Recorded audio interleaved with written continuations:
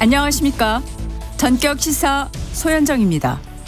트럼프 대통령이 이란과의 협상 시한을 또 연기했습니다. 미 동부 시간 화요일 오후 8시 우리 시간으로 수요일 오전 9시입니다. 월요일 전격 인터뷰는 법원의 가처분 인용으로 극적으로 생환해 다시 국민의힘 충북지사 경선에 나서게 된 김영환 지사와 자세한 이야기 나눠보고요. 국회 윤석열 정권 조작기소 국정조사에서 증인으로 채택된 박상용 검사가 국정조사가 위법하다며 증인 선서를 거부하자 민주당이 법적 조치 가능성을 시사했는데요. 품격 토론에서 58일 앞으로 다가온 지방선거 소식과 함께 자세히 토론해봅니다. 지난주 목요일 4부 전격 인터뷰에서 언급한 대구시장 여론조사는 TBC가 리얼미터에 의뢰해 3월 28일부터 29일까지 대구에 거주하는 만 18세 이상 남녀 804명을 대상으로 조사한 겁니다. 자세한 내용은 중앙선거 여론조사 심의위원회 홈페이지를 참조하시면 되겠습니다. 전격 시사는 KBS 콩과 유튜브로도 실시간으로 볼 수 있습니다. 4월 6일 월요일 전격 시사 출발합니다.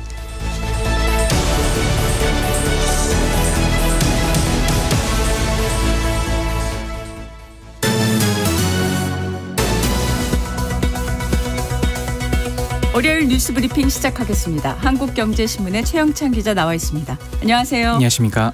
트럼프 대통령이 이란과의 협상 시한을 7일로 연기하자고 제안했네요. 예, 트럼프 대통령 현지 시간 5일 소셜미디어에 미 동부 시간 화요일 오후 8시라고만 딱 적었습니다. 그러니까 우리 시간으로는 8일 오전 9시인데요. 트럼프 대통령은 구체적인 설명은 하지 않았지만 이란의 핵심 인프라 공격을 빌미로 이 협상을 진행하겠다고 밝힌 시한을 당초 예고했던 6일에서 하루 연장하겠다는 뜻으로 지금 해석이 되고 있습니다. 네. 실제로 트럼프 대통령은 이날 월스트리트 저널과의 인터뷰에서 이 협상 시한을 오는 7일 저녁으로 제시했습니다.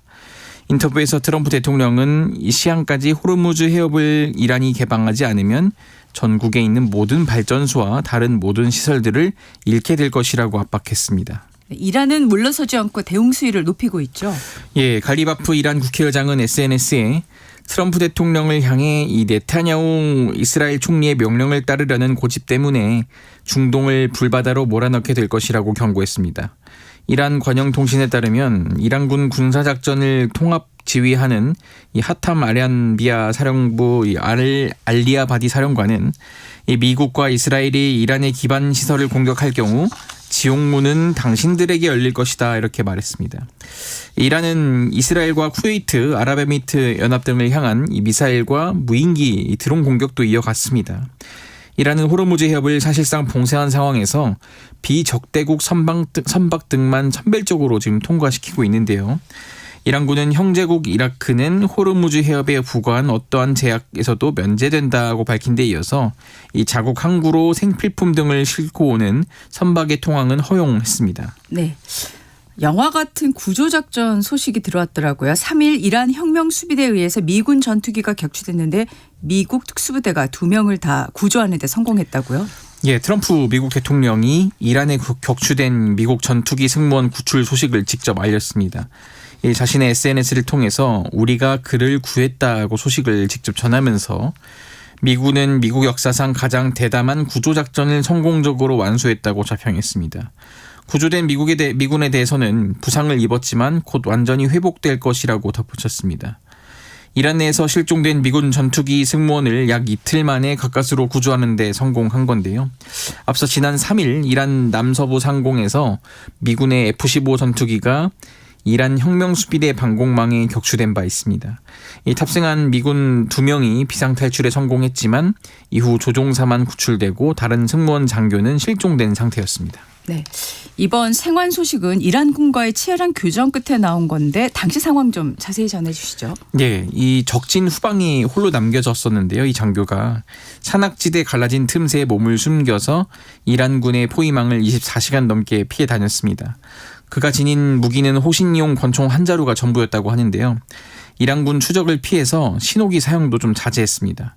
미국 언론은 이 산골짜기 틈새에 숨은 조종사를 찾는 건 건초더미에서 바늘 찾기만큼 어려운 작전이었다면서 미국 중앙정보국 CIA가 은신처를 찾아내 군에 전달했다고 전했습니다. 이후 특수부대원 수백 명과 군용기 수십 대가 깊숙이 침투해 피격 36시간 만에 조종사를 구출한 뒤 모두 귀환했습니다. 네. 이 과정에서 치열한 교전이 발생해서 이란 측 5명이 숨진 것으로 알려졌는데요. 이에 대해 이란은 미군의 구조 시도를 저지했으며 미군 항공기 3대를 격추했다고 주장했습니다. 그러면서 검은 연기가 치솟는 항공기 사진과 영상을 공개했는데 미국 뉴욕타임스는 피격이 아닌 고립된 항공기를 미군이 고의로 폭파한 것이다 이렇게 보도했습니다. 네. 자, 중동 사태가 한 달이 넘어가고 있는데 교황 레오 14세가 처음으로 부활절 미사를 집전하면서 무기를 내려놓고 대화를 통해 평화를 추구하라고 국제사회에 촉구했습니다. 예, 레오 14세는 성 베드로 광장에 모인 신자들을 향해서 우리는 미국 폭력에 익숙해지고 수천 명의 죽음에 분쟁이 뿌리는 증오와 분열의 파장에 무감각해지고 있다고 개탄했다고 주요 외신이 전했습니다. 레오 14세는 현재 진행 중인 이란이나 우크라이나 전쟁을 직접 언급하진 않은 채 무기를 가진 자들은 그것을 내려놓아라. 전쟁을 일으킬 힘을 가진 자들은 평화를 선택하라면서 무력으로 강요된 평화가 아니라 대화를 통한 평화여야 한다. 타인을 지배하려는 욕망이 아니라 그들과 만나려는 마음으로 이루어져야 한다고 촉구했습니다. 레오 14세는 오는 11일 성 베드로 광장에서 평화를 위한 기도 집회를 열겠다고 발표했습니다. 네. 6.3 지방선거 여야 공천 상황 정리해 보겠습니다. 대구시장 선거가 뜨거운데 더불어민주당이 일찌감치 김부겸 전 총리를 단수 공천에서 확정한 가운데 국민의힘은 공천 배제 사태 이후 잡음이 끊이지 않고 있습니다. 예, 일단 장동혁 국민의힘 대표가 한 유튜브 방송에 나와서 선거 끝나면 곧 이재명 정부 국정감사다고 강조했습니다. 그러니까 대구시장 후보 경선에서 지금 배제된 이진숙 전 방통위원장은 국회에 더 필요한 것 아니냐 이렇게 지금 말을 했는데요. 장 대표가 이 전 위원장의 보궐선거 출마를 공개 요청한 건 처음입니다. 네. 대구시장 후보 경선이 이 전 위원장과 이 주호영 의원 컷오프에 따른 후폭풍이 일고 있는데 이를 잠재우려고 직접 나선 것으로 보입니다. 하지만 당사자들은 좀 반발하고 있습니다. 이 전 위원장 측은 계속해서 대구시장 출마를 고수하고 있고요. 주호영 의원도 컷오프 효력정지 가처분 기각 결정에 항고하겠다면서 오는 8일 기자회견을 열고 앞으로 계획을 밝히겠다고 했습니다. 네. 만에 하나 끝까지 독자 노선을 택한다면 지금 민주당 김부겸 후보와 국민의힘 후보 그리고 무소속 이진숙 주호영 후보 이렇게 4파전까지 배제할 수 없는 상황으로 가고 있습니다. 예. 더불어민주당 전남 광주 통합특별시장 후보 선출을 위한 본경선에서는 민형배 후보 그리고 김영록 후보가 결선에 진출했네요. 예, 일단 신정훈 후보와 민영배 후보, 김영록 후보까지 3파전으로 치러졌었는데요. 이 본경선에서 과반 득표자가 나오지 않으면서 상위 득표자 2명이 결선에서 맞보게 됐습니다. 이 민영배 의원이죠. 그리고 현직 의원이고 현직 전남지사인 김영록 후보가 이렇게 지금 맞붙게 된 겁니다. 네. 민주당은 당규에 따라서 후보자별 순위와 득표율은 공개하지 않았습니다. 민주당 전남 광주 특별 통합시장 이 최종 후보자를 가리는 결선은 12일부터 사흘간 이 본경선과 마찬가지인 국민 참여 경선 방식으로 치러집니다. 민주당은 충북지사 후보로 국민의힘 출신의 신용한 지방시대위원회 부위원장을 선출했습니다. 대전시장 후보 경선에서는 장철민 의원과 허태정 전 대전시장이 결선에 올랐습니다. 네. 더불어민주당이 3일에 있었던 조작기소 국정조사 1차 기관 보고에서 검찰의 허위 진술 유도 정황이 확인됐다고 주장했습니다. 예, 더불어민주당은 국정조사 1차 기관 보고에서 쌍방울 사건 수사를 담당했던 박상용 검사의 형량 거래가 확인됐다고 주장했습니다. 이화영 전 경기도 평화부지사 측에 협조를 요구하며 진술 방향을 유도했다는 것입니다. 이 박상용 검사가 국정조사에 나와서 증인 선서를 거부한 점을 거론하면서 책임을 회피하고 자기 방어적 모습을 보인 거다 이렇게 지적을 했습니다. 당시 수사를 담당했던 수원지검 검사들이 국정조사를 앞두고 이 단체 대화방을 만드는 등 조직적인 말맞추기에 나선 정황도 있다 이렇게 주장을 펴고 있습니다. 네. 국민의힘은 이재명 대통령의 공소 취소를 위한 노골적인 방탄 정치다 이렇게 여당을 비판하고 있죠. 예, 국민의힘은 조작기소 의혹 국정조사가 결국 이재명 대통령의 재판을 공소 취소하기 위한 노골적인 방탄 정치라고 비판했습니다. 수사검사를 국회로 부르는 건 국정조사법 위반이라고 했는데요. 특히 대장동 사건 변호인이었던 민주당 김동화 의원 등을 겨냥해서 피고인을 변호했던 사람들이 수사검사를 추궁하겠다는 건 정치재판이다 이렇게 지적했습니다. 이재명 대통령을 향해서도 침묵은 사실상의 묵인이자 동조라고 비판했고요. 조작기소 의혹 국조특위는 기관보고와 청문회 등을 거쳐 이달 안에 국정조사 결과보고서 채택까지 마무리한다는 계획입니다. 네, 뉴스 브리핑 여기까지 듣겠습니다. 한국경제신문의 최영찬 기자였습니다. 고맙습니다. 감사합니다. 전격 시사 듣고 계신 지금 시각은 7시 15분입니다. 이어서 교통정보 전해드립니다. 이 시각 교통정보입니다. 빗길인 곳도 많고요. 월요일 출근길 분주하게 시작되고 있습니다. 중앙고속도로 춘천 쪽으로는 대동 요금소 부근에 고장난 차도 발생했습니다. 3km 구간에서 여파를 받고 있습니다. 사고가 난 곳도 있는데요. 영동고속도로 인천 쪽으로 둔대분기점 부근입니다. 승용차 관련 사고를 처리하고 있는데요. 군포 부근부터 2km 구간 정체 이어지고 있습니다. 강릉 방향 서창 부근에서 지체고요. 안산에서 안산 분기점, 반월터널에서 부곡 쪽으로 밀려가고 있습니다. 용인에서 양재 터널 쪽으로도 차가 많습니다. 평택 시흥고속도로 평택 방향 서시흥 요금소 부근부터 7km 구간 답답합니다. 서울시내 강변북로 행주에서 한강대교 쪽으로 가는데 50분 정도 예상되는데요. 같은 구간 올림픽대로 이용하신다면 55분 정도 걸리겠습니다. KBS 교통정보센터에서 이현입니다.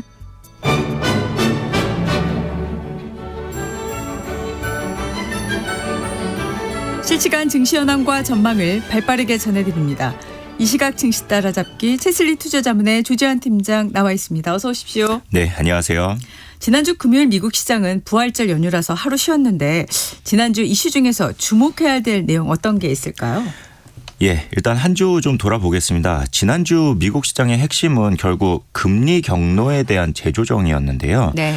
전쟁 이슈가 지속적으로 시장에 영향을 미치고 있긴 한데 단기적이지만 실제로 주식 시장에 직접적으로 영향을 미치는 건 결국 금리니까요. 이 시장이 연초까지만 해도 연준의 금리 인하 속도가 좀 늦어질 것으로 봤었는데 그렇죠. 예, 최근 발표된 물가 그리고 고용 데이터가 좀 미묘하게 둔화되는 흐름을 보였었거든요. 네. 그러면서 다시 연내 2회 혹은 3회까지 인하에 대한 가능성도 소폭이지만 살아났습니다. 네. 특히 시장이 정책 금리 자체보다도 실제 금리 하락 가능성에 좀 주목하고 있는데요. 금리가 내려간다는 것이 단순한 할인율 하락이 아니라 밸류에이션 재평가 시작이기 때문에 좀 중요하게 생각을 합니다. 네.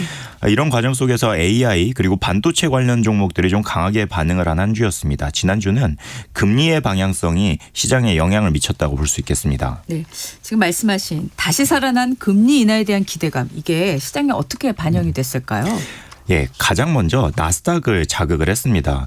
기술주 중심의 나스닥이 할인율 변화에 민감하기 때문에 이 금리 하락에 대한 기대감만으로도 상승 탄력이 좀 커지는데요. 네. 실제로 지난주 나스닥이 4.44% 상승률을 보이면서 S&P 500의 3.36%에 비해서 더 높은 상승세를 보였습니다. 특히 빅테크와 반도체 중심으로 자금이 몰리면서 시장의 상승을 주도를 했었습니다. 네. 반면에 금융주는 상대적으로 좀 부진한 흐름을 보였었는데요. 금리 하락이 순이자 마진의 축소로 이어질 수 있기 때문입니다. 이런 모습은 전형적인 금리 하락형 랠리의 구조를 보여준 것으로 해석할 수 있겠습니다. 네. 자, 그럼 지금 미국 증시에서 중심은 여전히 AI 그리고 반도체 섹터라고 봐야 되는 건가요? 네, 그렇죠. 아직 AI와 반도체가 여전히 시장의 핵심 축이다 이렇게 볼 수 있겠습니다. 네. 데이터 센터 투자 확대랑 요거와 관련된 수요가 계속해서 확인이 되고 있는데요. 이 단순한 기대가 아니라 실제 KPX 증가로 이어지고 있다는 점이 또 중요하기도 하고요. 네. 이런 과정에서 GPU나 HBM 그리고 서버 관련 기업들이 지속적으로 주목을 받고 있는 상황이기도 합니다. 그런데 한 가지 주목을 좀 해야 할 부분은요. 네. 빅테크들이 공격적인 투자를 하면서 잉여현금 흐름 감소가 지속이 되고 있는데요. 예. 기업들이 평상시에는 이 잉여현금 흐름을 자사주 소각 혹은 배당을 통한 주주 환원을 하는데 지금은 캐펙스 투자에 집중을 하고 있는 상황입니다. 네. 이 시장이 지금 같은 시기에 주주 환원에 신경을 쓰는 빅테크보다는 투자에 집중하는 회사를 더 눈여겨보고 있는 것으로 판단이 됩니다. 예. 자, 고용 그리고 소비 같이 미국 경제 지표의 흐름을 보면 최근에는 예상치를 상회하는 지표들이 나오면서 경기 연착륙 기대감이 높아지고 있는 상황이죠. 네, 맞습니다. 현재까지는 연착륙 시나리오가 유지가 되고 있습니다. 고용은 여전히 견조하지만 과열 신호는 점차 완화되고 있습니다. 네. 이 소비 역시 둔화 조짐은 있으나 급격한 위축은 또 아니니까요. 제조업 쪽은 부진한데 서비스업이 부족한 부분을 보완하고 있는 상황입니다. 이러한 데이터들의 흐름을 볼 때 경기 침체로 급락하는 구조보다는 좀 완만한 둔화에 가까운 흐름입니다. 예. 이런 구조가 주식시장에서는 우호적입니다. 이 금리는 내려가고 실적은 크게 무너지지 않는 상황이니까요. 네. 그런데 최근에 3호 신용시장이 위험하다는 얘기가 나오고 있지 않습니까? 지금 정확히 어떤 상황인가요? 예, 이게 정말로 신용시장이 지금 위험한지 아닌지를 파악을 해보려면 투자 등급의 회사채 그리고 투기 등급의 회사채의 이자율을 좀 비교를 해보면 됩니다. 네. 이 과거 사례를 볼 때 2008년 금융위기 때죠. 이 투기 등급 회사채의 이자는 20%를 넘어가지만 투자 등급 회사채의 경우는 5% 수준이었거든요. 네. 이건 그만큼 부도날 확률이 높은 회사의 채권이기 때문에 이자를 더 많이 주는 건데요. 이 두 가지 등급의 이자가 차이가 많이 날수록 신용시장이 좀 위험한 상태다. 이렇게 볼 수 있겠습니다. 네. 근데 최근을 보게 되면 과거 평균보다 이런 회사채 크레딧 스프레드도 낮은 구간에 있습니다. 게다가 투기 등급 채권의 부도율의 경우도 과거 평균이 2.8%인데 현재는 2.1%라서요. 부도율도 과거에 비해서 낮은 상황이라서 현재 신용시장은 큰 문제가 되지 않는 것으로 볼 수 있겠습니다. 예. 자, 그럼 앞으로 주목해서 봐야 할 건 뭘까 있을까요? 결국은 다시 물가 그리고 고용 관련 지표를 봐야 할 것 같습니다. 특히 CPI 그리고 PC의 흐름이 금리 기대를 다시 결정짓게 되는데요. 거기에 대해서 연준 위원 발언들도 중요하고요. 네. 지금 시장이 확신이 아니라 좀 기대에 의해 움직이고 있기 때문에 연준 위원들의 작은 발언 하나에도 변동성이 확대될 수 있는 구간입니다. 네. 그리고 마지막으로는 기업 실적 시즌이 가까워지고 있어서 실제 이익이 기대를 충족할 수 있는지도 중요한 변수가 될 겁니다. 네. 자, 우리 시장으로 가보면 지난주 금요일에 또다시 상승 마감했어요. 예, 코스피가 개인들에게서는 2조 원이 넘는 차익 실현 매물이 나오는데 네. 외국인이 현선물 동반 순매수에 힘입어서 상승세를 보였습니다. 지난 금요일 상승의 의미 있는 부분은요. 전쟁이 시작된 이후에 매주 마지막 영업일인 금요일에는 항상 지수가 약했었거든요. 네. 가장 많이 올랐던 금요일이 0.31% 정도여서 주말에 어떤 새로운 리스크가 발생할지 모르기 때문에 투자자들이 시장을 떠나는 경향이 있었는데 지난 금요일에는 코스피가 2.74%로 전쟁 이후 가장 높은 수익률을 보였습니다. 코스피는 5,377포인트로 마감했고요. 코스닥도 0.7%의 상승률을 보이면서 1,063포인트로 장을 마쳤습니다. 네. 자, 이번 주에 삼성전자 실적 발표가 있는데 외국인 수급의 변화가 보입니까? 예, 전쟁 이후에 한 달간 외국인 투자자가 삼성전자를 18조가 넘게 순매도를 했습니다.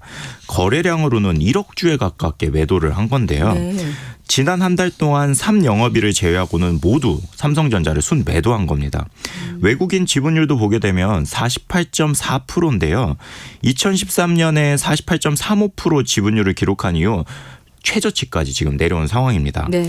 그런데 이런 외국인 순매도의 세기가 4월 들어서는 조금 둔화되는 모습을 보이고 있어서 네네. 이제는 차익 실현이나 비중 조절이 좀 끝나가는 것이 아닌가 이런 신호로 볼 수도 있겠습니다. 네.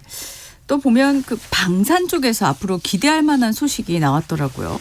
예, 최근에 그 UAE에 보냈던 천궁2가 실전에서도 굉장히 높은 요격률을 보이면서 우수함을 알렸었는데요. 네네. 이번엔 좀 훈련기 이야기입니다. 미 해군이 조종사 양성을 위한 훈련기는 그동안 보잉에서 맡아서 제작을 하고 있었는데요. 최근에 보잉의 차세대 조종사를 훈련시키기 위한 이 레드호크가 설계 결함 이런 문제가 발생을 하면서 미국이 해군 항공전력 누수를 막기 위해서 한국항공우주 그리고 로키드 마틴이 공동 개발한 T-50이 대안으로 이야기가 되고 있습니다. 네네. 이 당장 특정 회사의 성과로 보기보다는 좀 상징적인 의미가 있다라고 볼 수 있겠습니다. 예. 이 미국이 국방의 자국 기업의 무기가 아니라 한국산을 투입한다는 이야기거든요.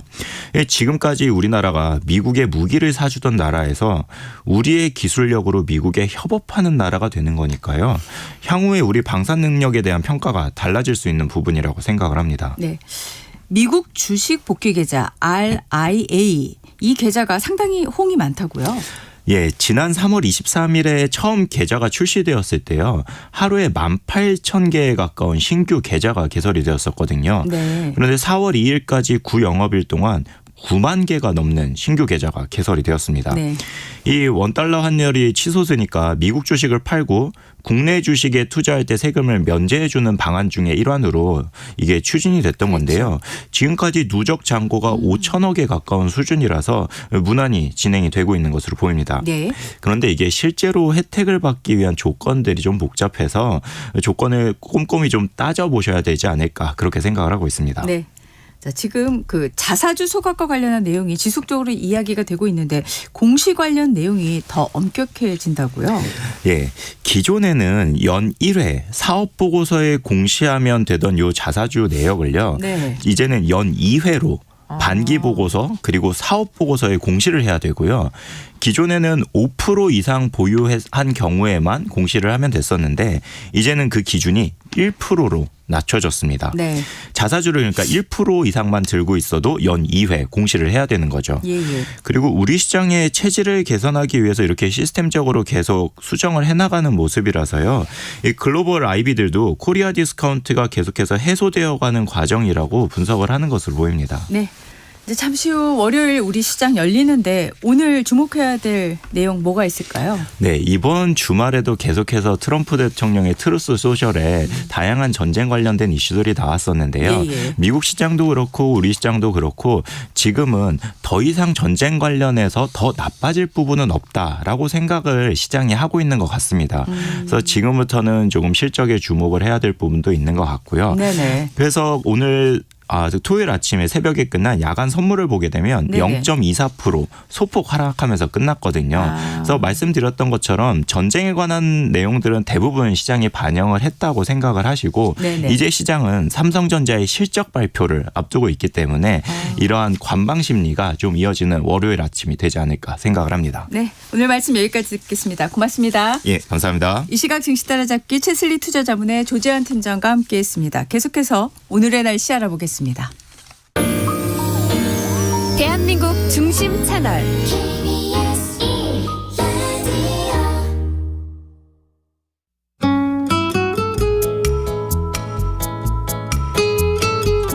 네, 스튜디오에 나와 있는 이소라 기상캐스터와 함께 날씨 알아보겠습니다. 어서 오십시오. 네, 안녕하세요. 네, 밤새 천둥 번개가 치면서 요란스럽게 비가 내린 곳이 있어요. 오늘 네. 아침 출근길 많죠? 네, 현재 이 서울을 비롯한 서쪽 지역에 비가 오고 있습니다. 네. 오전에 전국 대부분 지역으로 비가 확대되었다가 이 중부지방과 전라도, 경북은 오후에, 경남과 제주도는 저녁에 비가 그치겠습니다. 오늘 내린 비의 양은 5에서 최대 30mm로 많진 않겠는데요. 예. 다만 비가 오는 동안 돌풍이 불면서 천둥 번개가 치는 곳이 있겠고 쌀락, 우박이 떨어지는 곳도 있겠습니다. 오바까지요. 네. 그런데 오늘 비 소식과 함께 황사도 있네요. 네, 그렇습니다. 그제 고비 사막과 내몽골 고원 등 황사 발원지에서 발생한 황사가 우리나라 상공을 지나면서 오늘 미세먼지 농도가 높아지겠습니다. 네. 수도권은 늦은 오전부터 낮 사이, 충청도는 낮부터 저녁 사이, 남부지방과 제주도는 밤에 먼지 농도가 나쁨으로 예상됩니다. 특히 오늘 내리는 비에 황사가 섞여 내릴 가능성이 있어서 주의하셔야겠습니다. 네. 자, 4월 둘째 주인데 날씨가 이번 주간에는 좀 변덕스럽다고요? 네, 오늘 비가 그친 뒤에는 북서쪽에서 찬 공기가 내려와서 봄 추위가 찾아오겠습니다. 오늘 아침 기온은 서울이 9.9도 등 전국 대부분 지역이 평년보다 크게는 10도 이상이나 높았는데요. 하지만 한낮 기온은 서울과 춘천, 대전과 전주가 15, 대구가 16도로 평년 기온을 밑돌겠습니다. 네. 내일과 모레 수요일 아침 기온은 오늘보다 5도에서 10도 정도나 큰 폭으로 떨어져 있었죠. 이 내륙 지역은 0도 안팎에 머물겠습니다. 네. 여기에 바람이 강하게 불어 체감 온도는 더욱 낮겠습니다. 이 내일과 모레는 물이 오는 곳이 있겠고요. 내일은 충남 내륙과 전라도 내륙에, 이 모레는 전국 내륙 지역에 서리가 내리는 곳도 있겠습니다. 이번 주는 목요일과 금요일 오전까지 또 비가 내릴 것으로 예상됩니다. 이 비가 내리고 나면 낮 기온이 20도를 웃돌며 따뜻한 봄 날씨를 되찾겠습니다. 네. 이번 주에는 변덕스러운 날씨에 잘 대비하셔야겠습니다. 네. 이사라 기상캐스터였습니다. 고맙습니다. 네, 고맙습니다. 잠시 후 전격 인터뷰로 이어가겠습니다.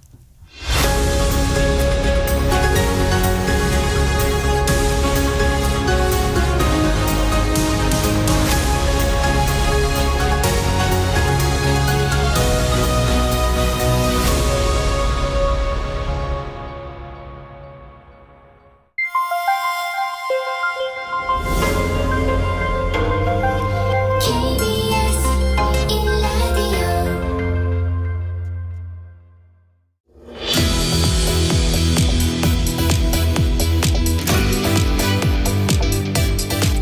국민의힘 충북지사 경선 구도가 법원 판단으로 다시 뒤집혔습니다. 경선 배제 컷오프 됐던 김영한 현 충북지사가 경선에 복귀했습니다. 직접 입장을 들어보겠습니다. 전화로 연결합니다. 지사님 안녕하세요. 예, 안녕하십니까? 네, 지사님 이번 가처분 인용으로 보름 만에 다시 경선 자격 얻고 사실상 원점에서부터 경선을 다시 시작하게 됐는데 결과 예상하셨습니까?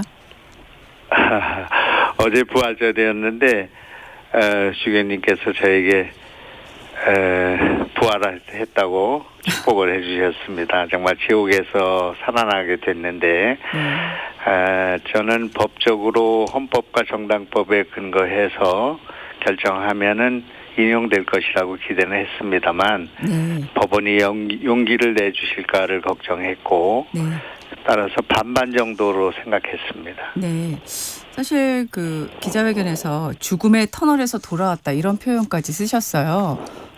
이 말씀을 들으면서 상당히 마음고생이 심하셨을 것 같다. 뭐 이런 생각 자연스럽게 들었는데 자, 지금 이제 다시 경선에 임하시게 됐는데 어떤 각오신가요? 우선은 저한테 들씌워진 소위 사법 리스크라고 불리는 그런 경찰이 뭐 지난 3년 동안 저를 샅샅이 뒤지고 그렇게 해서 컷오프가 된 그 다음날 경찰이 구속영장을 요청하는 그런 일이 벌어졌습니다. 참 어처구니 없는 일이라고 생각하고 엄청난 정치 보복이라고 저는 생각합니다. 그렇기 때문에 이번 기사회생된 이런 상황에서는 도민들에게 그동안 도정이 이룩한 정말 혁혁한 성과입니다. 전국에서 GRDP 성장률이 1위인도가 되었고 출산율도 1위인대가 되었고 고용률 1, 2위 그리고 투자가 무려 83조 4천억에 이르게 됐고 대한민국 중심으로 부상된 그런 도정의 성과를 잘 도민들에게 알려서 이번 선거에 승리해야 되겠다 그렇게 생각하고 있습니다. 네, 좀 과거 얘기를 잠시 좀 짚어보자면요. 장동혁 대표가 법원이 정치에 과도하게 개입을 했다.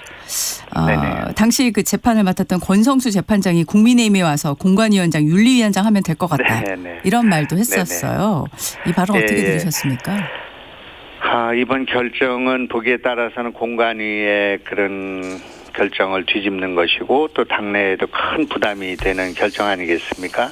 그렇기 때문에 그런 말씀을 하셨다고 생각합니다마는 지금 민주당이 사법부를 공격하고 대법원장을 탄핵한다고 하는 상황인데 야당인 우리가 이런 가처분 문제에 관련해서 법원을 공격하는 것은 온당하지 않다라고 생각하고요. 이번 일을 계기로 해서 우리 공천 과정의 판단과 절차에 문제가 없었는가를 되돌아보는 것이 필요하다 이렇게 저는 생각합니다. 네. 사실 지금 이정현 전 공관위원장이 사퇴하고 박덕흠 공관위원장이 이끌고 있는 2기 공관위가 이제 출범을 했고 이 2기 공관위에서 이제 지사님 포함해서 충북지사 또 청주시장 한국 시리즈 방식으로 이제 경선을 하겠다라고 이렇게 결정을 했지 않습니까? 이 공관위원장과 공관위원이 사퇴하고 다시 새 공관위가 출범한 이런 상황 어떻게 보십니까? 상식이라고 할까 당원들과 국민들의 생각과 공간이가 이제 같이 가고 있다고 생각하고 박덕흠 위원장의 이런 결정은 온당한 거고 정당하리라고 생각합니다. 공천이든 뭐든 선거든 이기기 위해서는 국민들의 눈높이와 같이 가야 되는데 느닷없는 컷오프 또 느닷없는 이런 그 결정들이 당원들을 당황하게 하고 절망하게 만들었는데 이것이 이제 풀리기 시작했다 저는 그렇게 생각합니다. 물론 대구까지 다 경선에 넣어서 정리했으면 좋았을 것 같다는 생각을 개인적으로 갖습니다만은 네. 그것도 또한 여러 가지 문제가 있기 때문에 네네. 이번 공관위가 상식을 회복하고 있고 이것이 이번 선거에 영향을 크게 줄 것이다 그렇게 생각합니다. 지금 지사님이 언급하셨다시피 충북지사 경선은 뒤집혔는데 지금 대구시장 경선 배제와 관련한 가처분이 인용이 안 됐습니다. 비록 네네. 이런 상황이지만은 지금 당 지도부가 책임을 져야 한다라는 여론은 네네. 있습니다. 어떻게 생각하십니까? 네네. 지금은 우리가 전쟁 중이기 때문에 그런 문제를 부각할 겨를이 없다고 생각합니다. 그렇기 때문에 이 문제는 나중에 우리가 검토하고 반성해야 될 부분이 있다고는 생각합니다만은 그러나 지금 이 상황에서 지도부를 과도하게 흔드는 일은 온당하지 않고 지금은 어떻든 선거에 이겨야 되기 때문에 네네. 지도부도 자숙하고 우리도 자제하면서 우선은 지금 그 외적을 막는 그런 전쟁 중에 있다 그렇게 볼 수도 있는 거기 때문에 우선 우리는 민주당을 막기 위해서 지금 저 지방선거 전망이 아주 흐린 상황이기 때문에 우리끼리의 싸움이나 토론은 좀 시간을 갖고 하고 일단은 우리가 전열을 정비해서 이걸 막아야 된다. 그렇게 민주당의 독주 내지는 전횡을 막아야 된다고 그렇게 생각합니다. 네. 지금 그 전 공관위원장인 이정현 전 위원장이 지금 어제 광주 전남 통합 특별시장 선거 출마를 공식화했어요. 심판이 선수로 자리를 바꾸고 있다. 이런 비판이 있습니다. 어떻게 보십니까?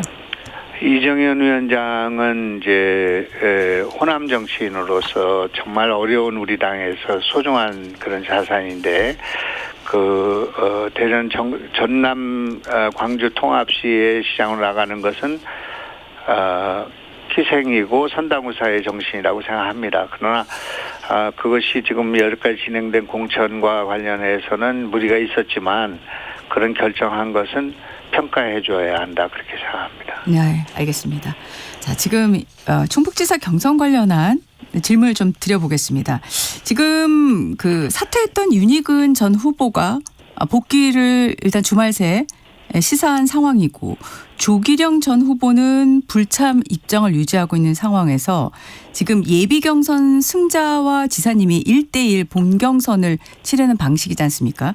그런데 이른바 한국 시리즈 경선 방식이 충북지사에도 적용이 되고 있고 청주시장 선거에도 적용이 되고 있는데 지금 그 청주시장 선거에도 이범석 시장이 극적으로 생환해서 다시 경선을 치르게 됐는데 청주시장 일부 예비 후보가 이 한국 시리즈 경선 방식이 현역을 위한 경선 방식이다 이렇게 비판을 하고 있어요. 어떻게 생각하십니까? 그건 제가 호불호를 떠나서 이게 원래 이제 그렇게 결정돼 있었던 것인데 네. 그게 컷오프로 인해서 이렇게 엉켜져 있었던 것인데 이것이 이제 정상화된 것이고요.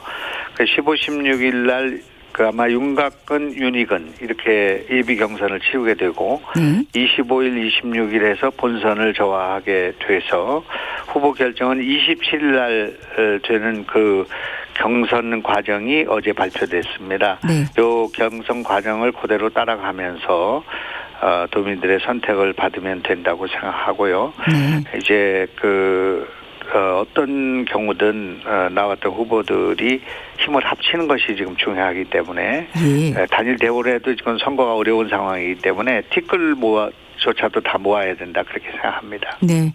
한때 그 내정설 논란에 휩싸였던 김수민 전 의원이 지금 경선에 나오지 않는 걸로 이렇게 정리된 걸로 보도가 나왔습니다. 네네. 예전 보도를 보면은 지사님 가처분이 인용이 되면 김 전 의원이 예비후보 사퇴하고 도울 것이다라고 이렇게 언급을 한 적이 있었는데 혹시 연락이 온 게 있을까요? 아직은 없고 이제 가처분 결정에서 이제 그런 과정 김수민 전 지사로 부지사로 대체하려고 하는 것 자체가 문제가 있다는 결론이 나왔기 때문에 본인이 나오지 않겠다고 하는 그런 결정을 했고 그래서 좀 시간을 갖고 이 문제는 아까 말씀드린 것처럼 우리가 모두 힘을 합쳐도 어려운 상황이기 때문에 네네. 모든 사람들의 힘을 합칠 수 있도록 해야 되겠다고 생각하고 지난 일은 흘려보내야 된다 그렇게 생각합니다. 네. 자. 이번 경선에 임하는 각오와 사실 남다르지 않겠냐 이런 생각이 듭니다.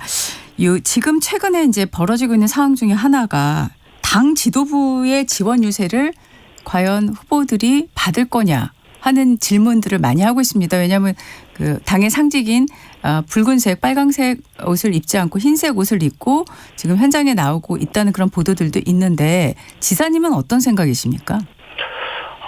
우리 지도부가 와서 지원해 주는 것에 대해서 저는 당연히 환영하고 또 그것은 지도부와 저 사이의 그런 앙금과 또 지도부에 대한 그런 신뢰를 받지 못한 데서 오는 여러 가지 어려움이 있었기 때문에 저는 그것은 크게 환영할 일이라고 생각합니다. 유불리를 떠나서 그렇게 하면 안 된다고 생각하고요. 네. 지금은 이제 조사를 보면 여론조사를 보면 되게 한 40대 20 정도의 지지율을 보이고 있지 않습니까? 네. 반도 안 되는 지금 지지율을 보이고 있는데 이것은 우리 지지자들이 지금 투표장에 안 가겠다는 표시라고 생각합니다. 너무 희망을 갖지 못하기 때문에 그래서 당 지도부가 혼연일체가 돼서 우선 우리 지지자들의 상처를 달래줘야 하고 그분들이 투표장에 가면은 괄목할 만한 선거가 이루어질 수 있다. 저는 그렇게 생각합니다. 그렇기 때문에 지금은 사사로운 무슨 감정과 또 갈등을 예방할 것이 아니라 당과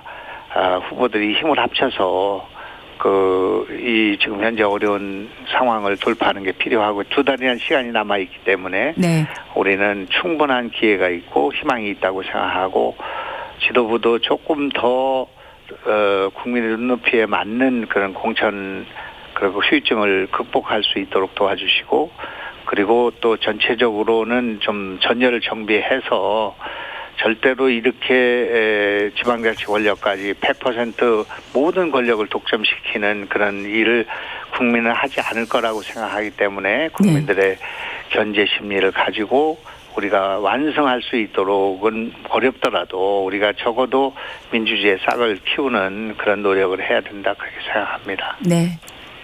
더불어민주당 충북지사 최종 후보에 신용환 후보가 결정이 됐습니다. 신 후보 같은 경우에는 국민의힘 출신이지 않습니까? 어떻게 본선에서 경쟁을 해야 된다고 생각하십니까? 우선 이분이 우리 당의 전신 박근혜 정부 하에서 직책을 맡은 바가 있고 또 국민의 당이라는 당이 있었습니다. 안철수당. 네. 거기를 거쳐서 또 지금은 이제 민주당의 후보가 됐는데 우선은 축하드리고요.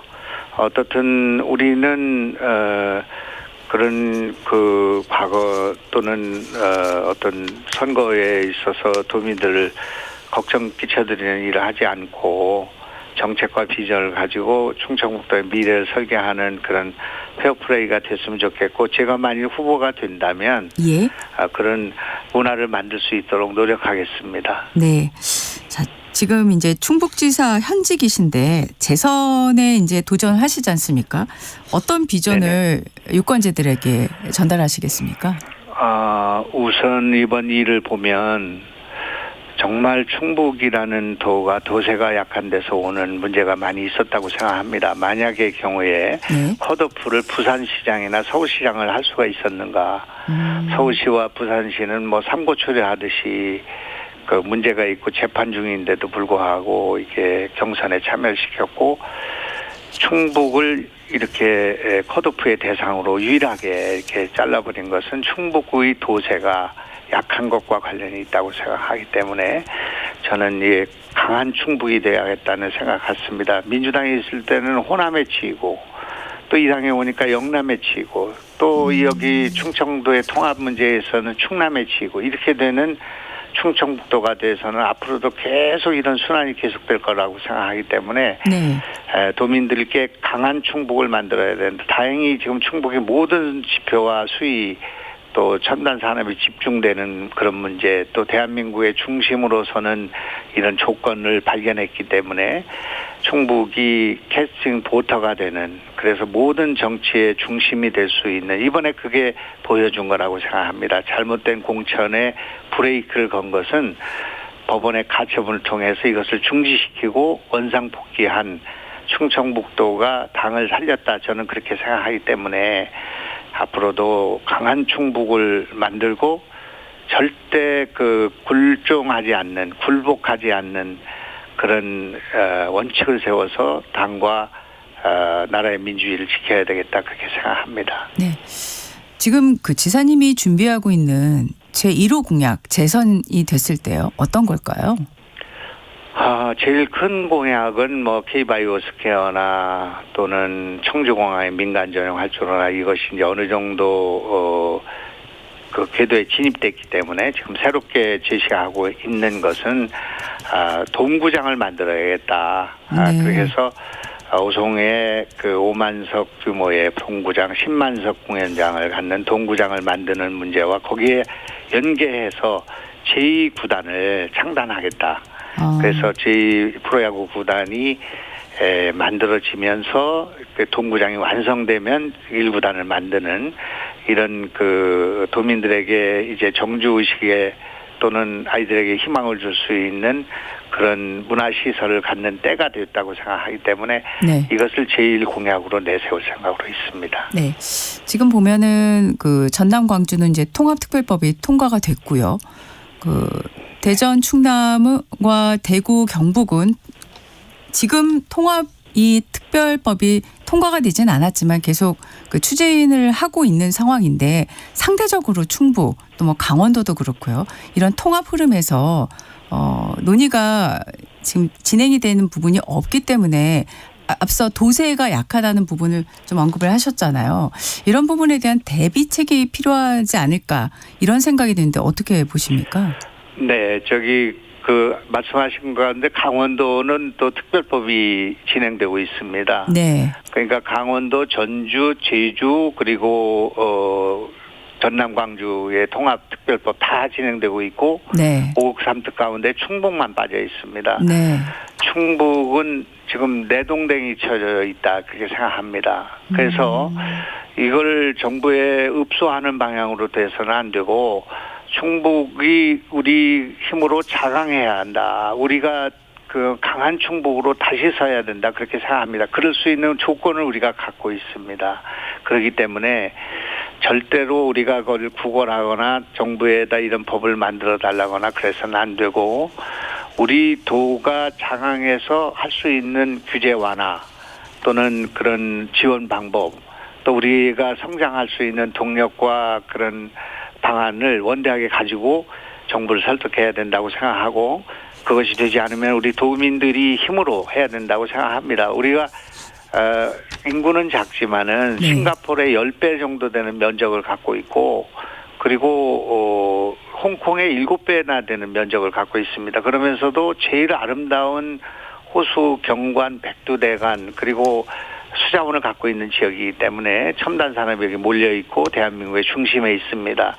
그래서 절대로 우리 충청북도는 그렇게 홀대받을 그런 지역이 아니라고 생각하고 대한민국을 견인하고 혁신의 그런 원동력이 될 수 있는 지역이라고 생각하기 때문에 도민들의 자긍심을 일깨워 세우고 우리가 단결해가지고 대한민국을 살리는 그런 길로 가야 되겠다 그렇게 생각하고 있습니다. 네. 지금 그 각종 전국 단위 조사를 보면 국민의힘 지지율이 고전을 면치 못하고 있지 않습니까? 지금 한 네네. 선거가 오늘로 58일 정도 남았습니다. 이 네네. 상황을 좀 역전하려면 어떤 점이 필요하다고 보십니까?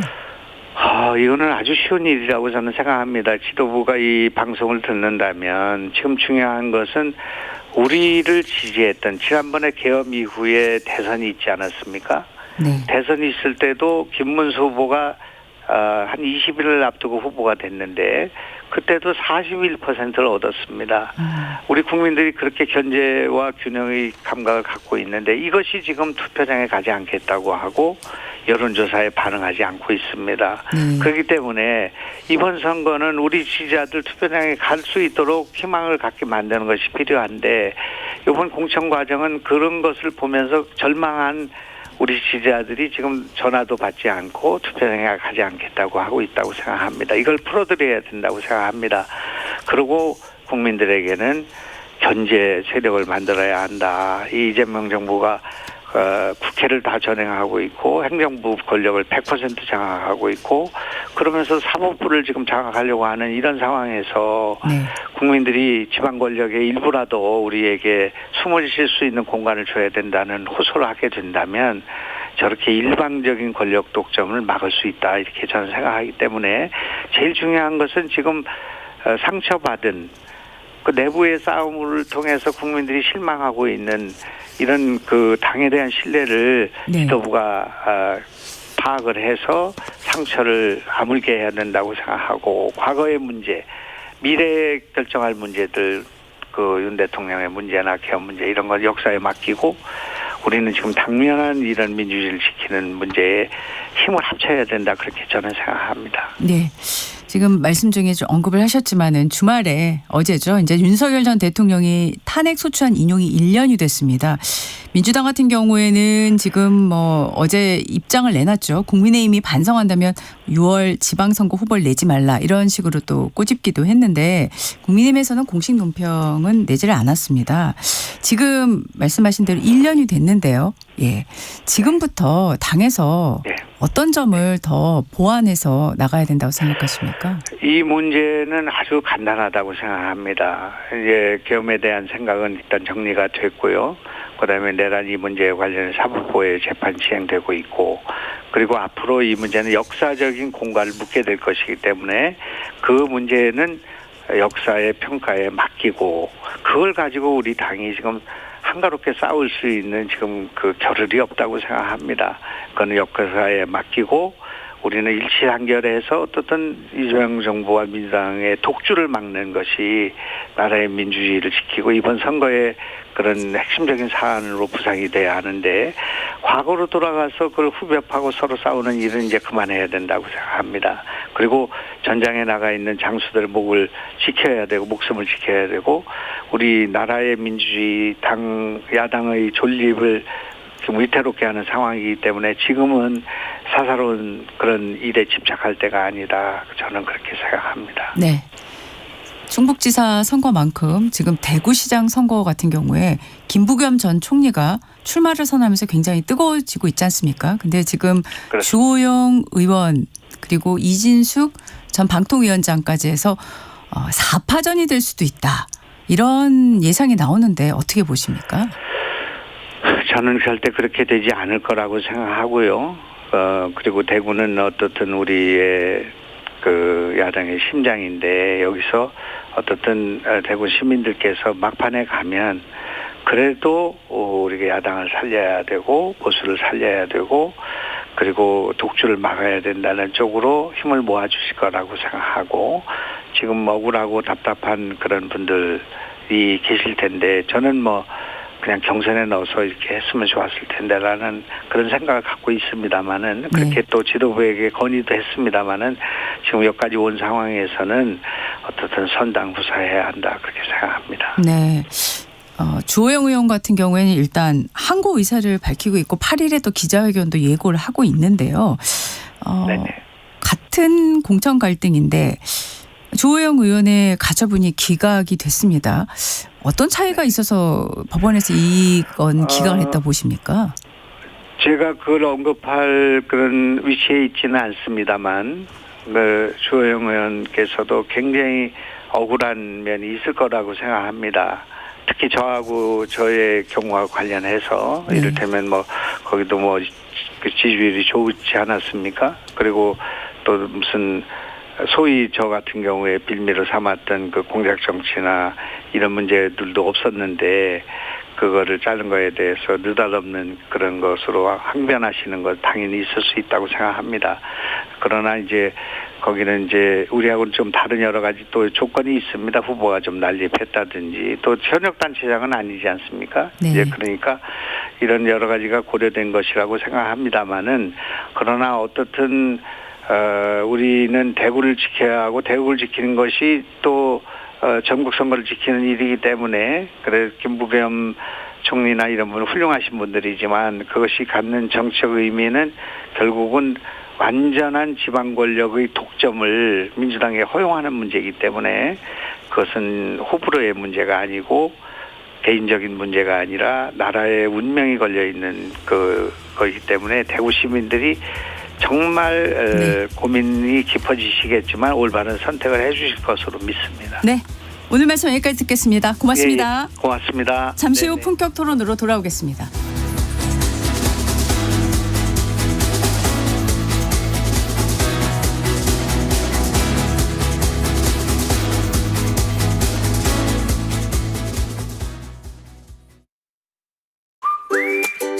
여보, 3, 4, 5월 하면 떠오르는 거?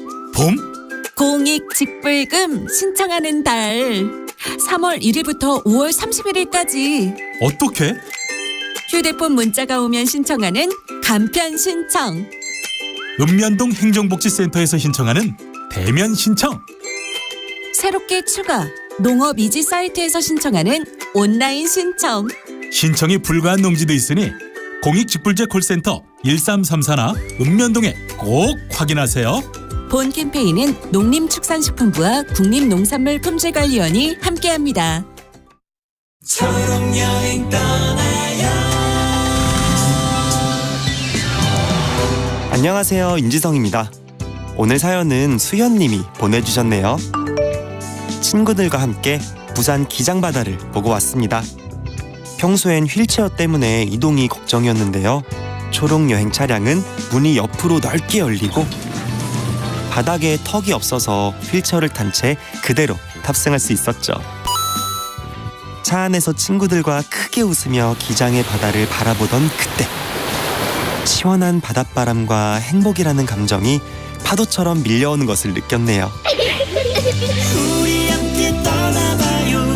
어디라도 좋아 좋아. 자 출발해요. KBS 연중 캠페인 초록여행 떠나요는 장애인의 자유로운 여행을 응원하는 기아와 그린라이트가 함께합니다. KBS 라디오를 스마트하게 즐길 수 있는 방법. 스마트폰 플레이 스토어나 앱 스토어에서 KONG KBS 콩을 검색해서 다운받는다. 맨 아래 여기를 눌러 채팅에 참여하세요로 가서 사연도 신청곡도 마음껏 보낸다. 지금 내가 듣고 있는 라디오, DJ는 뭘 하고 있는지, 게스트는 누구인지 보고 싶다면 오른쪽 위 카메라 모양을 누르고 보이는 라디오로 즐긴다.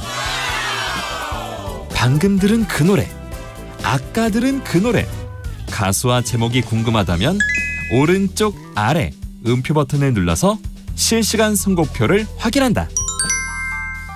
전국 세계 어디서나 이것만 기억하세요. 콩을 깐다.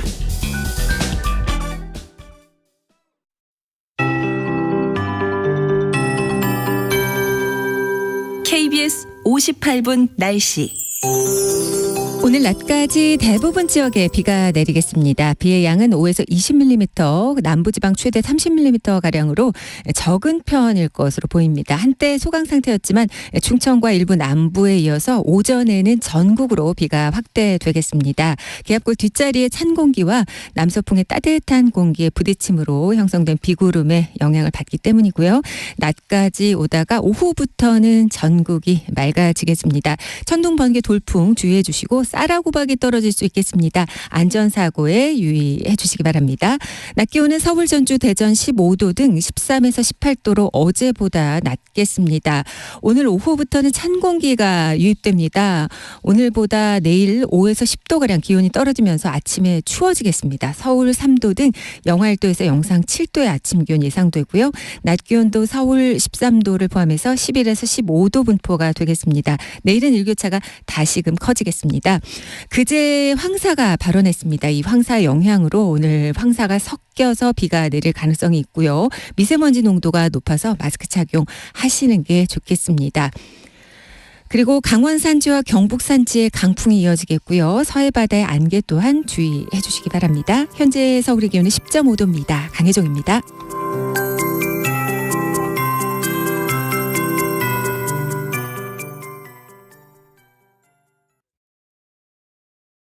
정성을 다하는 국민의 방송 KBS가 8시를 알려드립니다. AM 711kHz, FM 97.3MHz, KBS 1라디오입니다.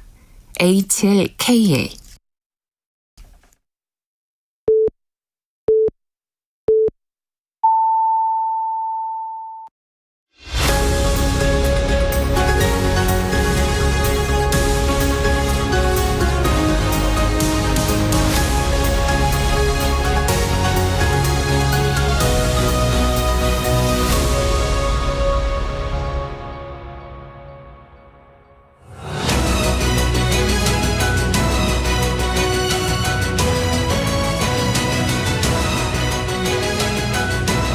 매주 월요일 정치 현안을 품격 있게 토론하는 품격 토론, 함께해 주시는 두 분, 민주당 박성균 의원, 국민의힘 김성태 전 원내대표 나오셨습니다. 두 분 어서 오십시오. 예, 안녕하세요. 안녕하세요. 네.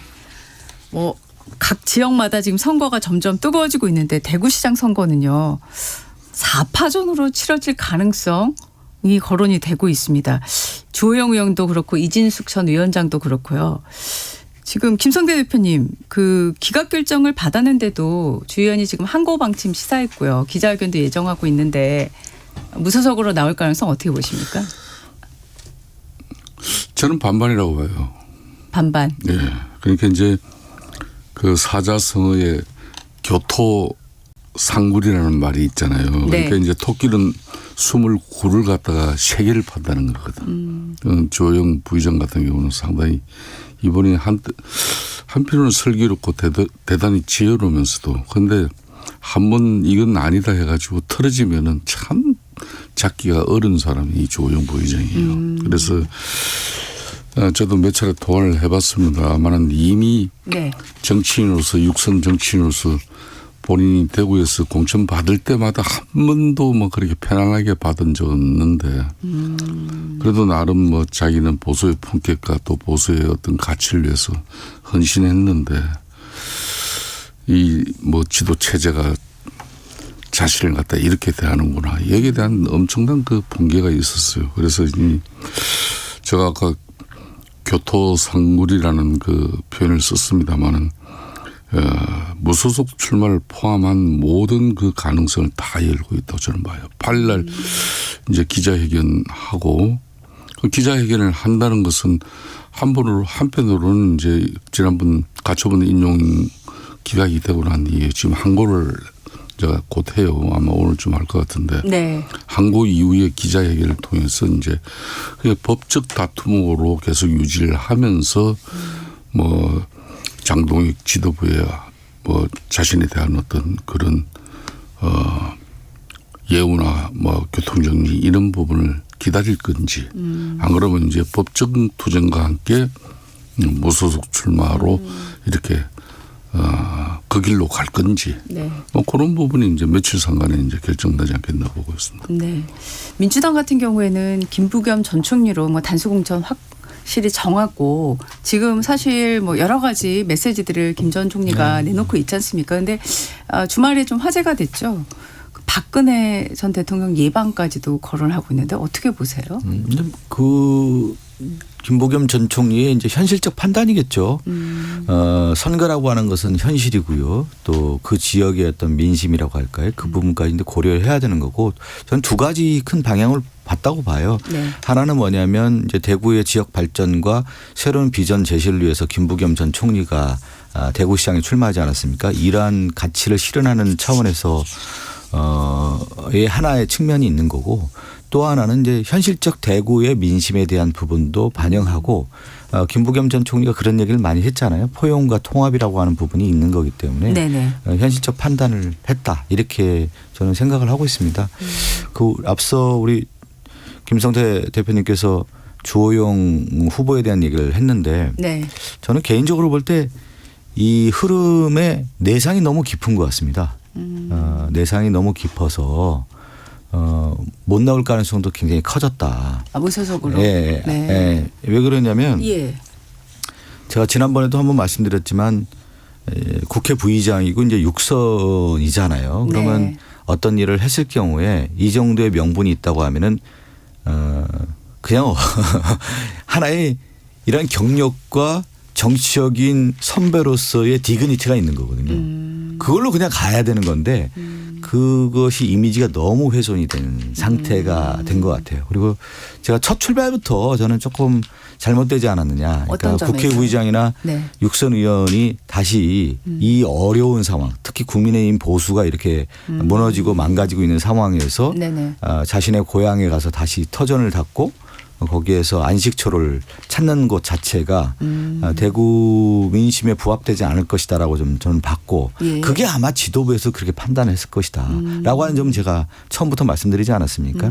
그 가운데 지금 어떻게 흘러왔냐면 네. 가처분 신청 또 항고 이 법적인 분쟁으로 갔단 말이에요. 이게 정치인이라고 하는 게 어떤 선거에서 법적 분쟁으로 들어가는 순간부터는 이게 완전히 뭐라고 할까요? 그냥 악순환의 고리에 들어가는 거거든요. 그렇습니까? 그렇지 않아요. 정치라고 하는 것은 쾌도난만식으로 선거에서 내가 출마한다. 내가 나간다. 결단한다. 그렇게 해서 이걸 한 판 한 판씩 정리하는데 지금 공천 배제됐다가 다시 가처분 신청하고 또 인용됐다가 항고한다다. 그리고 그 가운데 이러한 흐름이 정치의 흐름이거든요. 내 흐름으로 쭉 물결을 만들어가는 흐름으로 쫙 가야 되는데 그 흐름이 지금 계속 꺾이고 있지 않습니까? 그럴 경우에 과연 출마를 하는 게 맞겠습니까? 제가 볼 때는 여기서 어느 정도 정리하는 게 저는 낫지 않나. 그런 판단을 하는 게 좋을 것 같습니다. 저는 네. 개인적으로 볼 때 그렇습니다. 네. 지금 대화 흐름에서 제가 약간 비껴가는 것 같습니다만은 법원에서 똑같은 남부지원에서요. 김영환 지사는 인용을 하고 주호영 부의장은 또 기각을 하고 뭐 세부적인 그 경선의 흐름들이 차이가 있어서 그럴 거라고 생각은 합니다만은 선뜻 납득이 안 갑니다. 왜냐하면 이 부분이 그동안 법원이 그동안 해봤던 거는 정치 영역이라고 해서 사실은 그렇죠. 좀 한 발짝 네. 떼고 봤던 측면이 있었지 않습니까? 그렇게 이제 서울 남부 지법의 이제 51부가 상당히 이 한 사례를 가지고 사법 불신을 이야기하기는 하지만은 그러니까 같은 재판부의 같은 부장판사가 네. 판단을 하는데 충북 김영환 지사는 이거는 잘못된 절차 과정이 있기 때문에 이거는 네. 인용을 하고 또 한 사람은 중진 용태론을 앞세운 그런 당 지도부 공간의 입장에서 그 중진이라는 것은 또 조영 한 사람 빼고 또 몇 사람 더 있는데도 불구하고 그 한 사람만 물론 이진수하고 셔터는 못 긋지만은 네, 네. 그런 부분에 대해서 이제 당에서 기준과 원칙을 가지고 형평성을 고려한 그런 판단이 있는가 그런 측면에서 충분히 다툴 소지가 있었죠. 그런데 그 재판부는 각각 다른 판단을 했단 말입니다. 네. 이렇기 때문에 이제 사법 불신이 생기는 거예요. 엿장사 마음대로식의 어떤 판단이 들어가 버리면 그렇지만 이제 조영 부의장 같은 경우는 본인이 이제 판사 출신 아닙니까? 네. 그러니까 이제 1심으로 이제 생각되어질 가처분 인용이 그냥 어찌 기각된 마담이 이제 항고를 통해서 계속 법적 다툼을 이어가는 게 맞는 건지 만일 또 그런 가운데 실제로 무소속 출마를 갖다 강행해가지고 보수 분열의 책임을 지는 어떤 그 프레임에 본인이 갇히게 될 것인지 또 이제 한편으로는 본인은 지금 보수 재건을 위한 어떤 그런 분명한 명분을 가지려고 그래요. 네. 지금 이제 당이 이렇게 운영이 돼서 국민들로부터 신뢰를 저버린 그런 보수의 그런 상당히 위험한 이 상황을 자신은 보수 재건으로서 뭔가 정치인으로서 이제 마지막 그림을 만들고 싶은데 여기서 이렇게 자신이 이제 물러나는 부분에 대해서 상당히 정치적 그 고민이 있을 거예요. 민주당 같은 경우도 아니, 하나 이제 언급을 말씀하시죠. 좀 하면은 네. 이 정치에서 가장 그 고도의 정치 행위가 공천이거든요. 그러니까 그 정당의 모든 핵심이 거기서 다 드러나요. 네.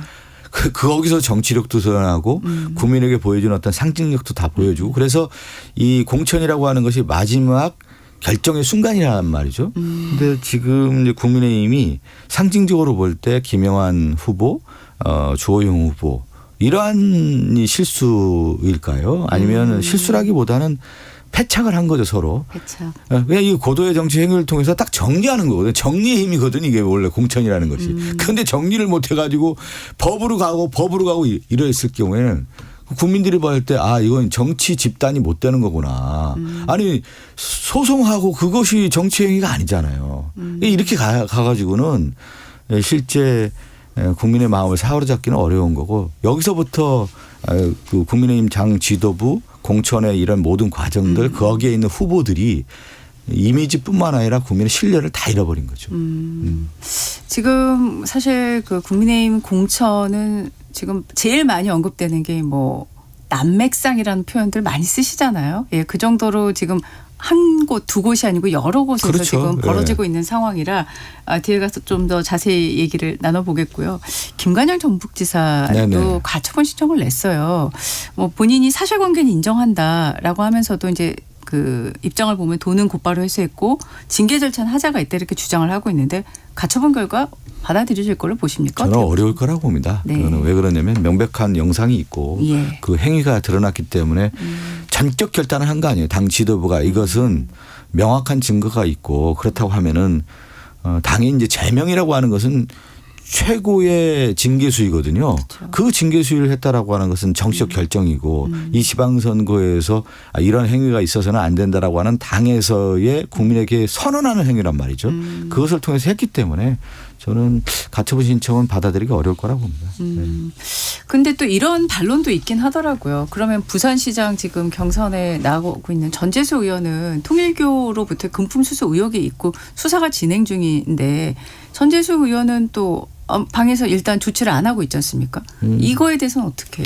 그거는 저 차원이 다른 문제 아니에요. 지금 수사가 진행되고 있고 전재수 의원은 그 부분에 대해서 인정하지 않고 있고 네. 또 하나는 전재수 의원 자체가 그동안에 이제 부산에서 정치를 해오면서 희생을 한 분이 있잖아요. 한 4번 정도 떨어지고 그 가운데 험지에서 정치력을 다져서 왔던 분이고 그러면서 부산의 새로운 활력의 인물을 누구냐. 그랬을 경우에 전 해수부 장관이었고 또 이 부산의 경제적 토대뿐만 아니라 부산의 민심을 바로잡을 수 있는 네. 그런 인물로서는 전재수 의원이 매우 중요하다라고 하는 당의 판단이 또 있는 거 아니겠습니까? 네.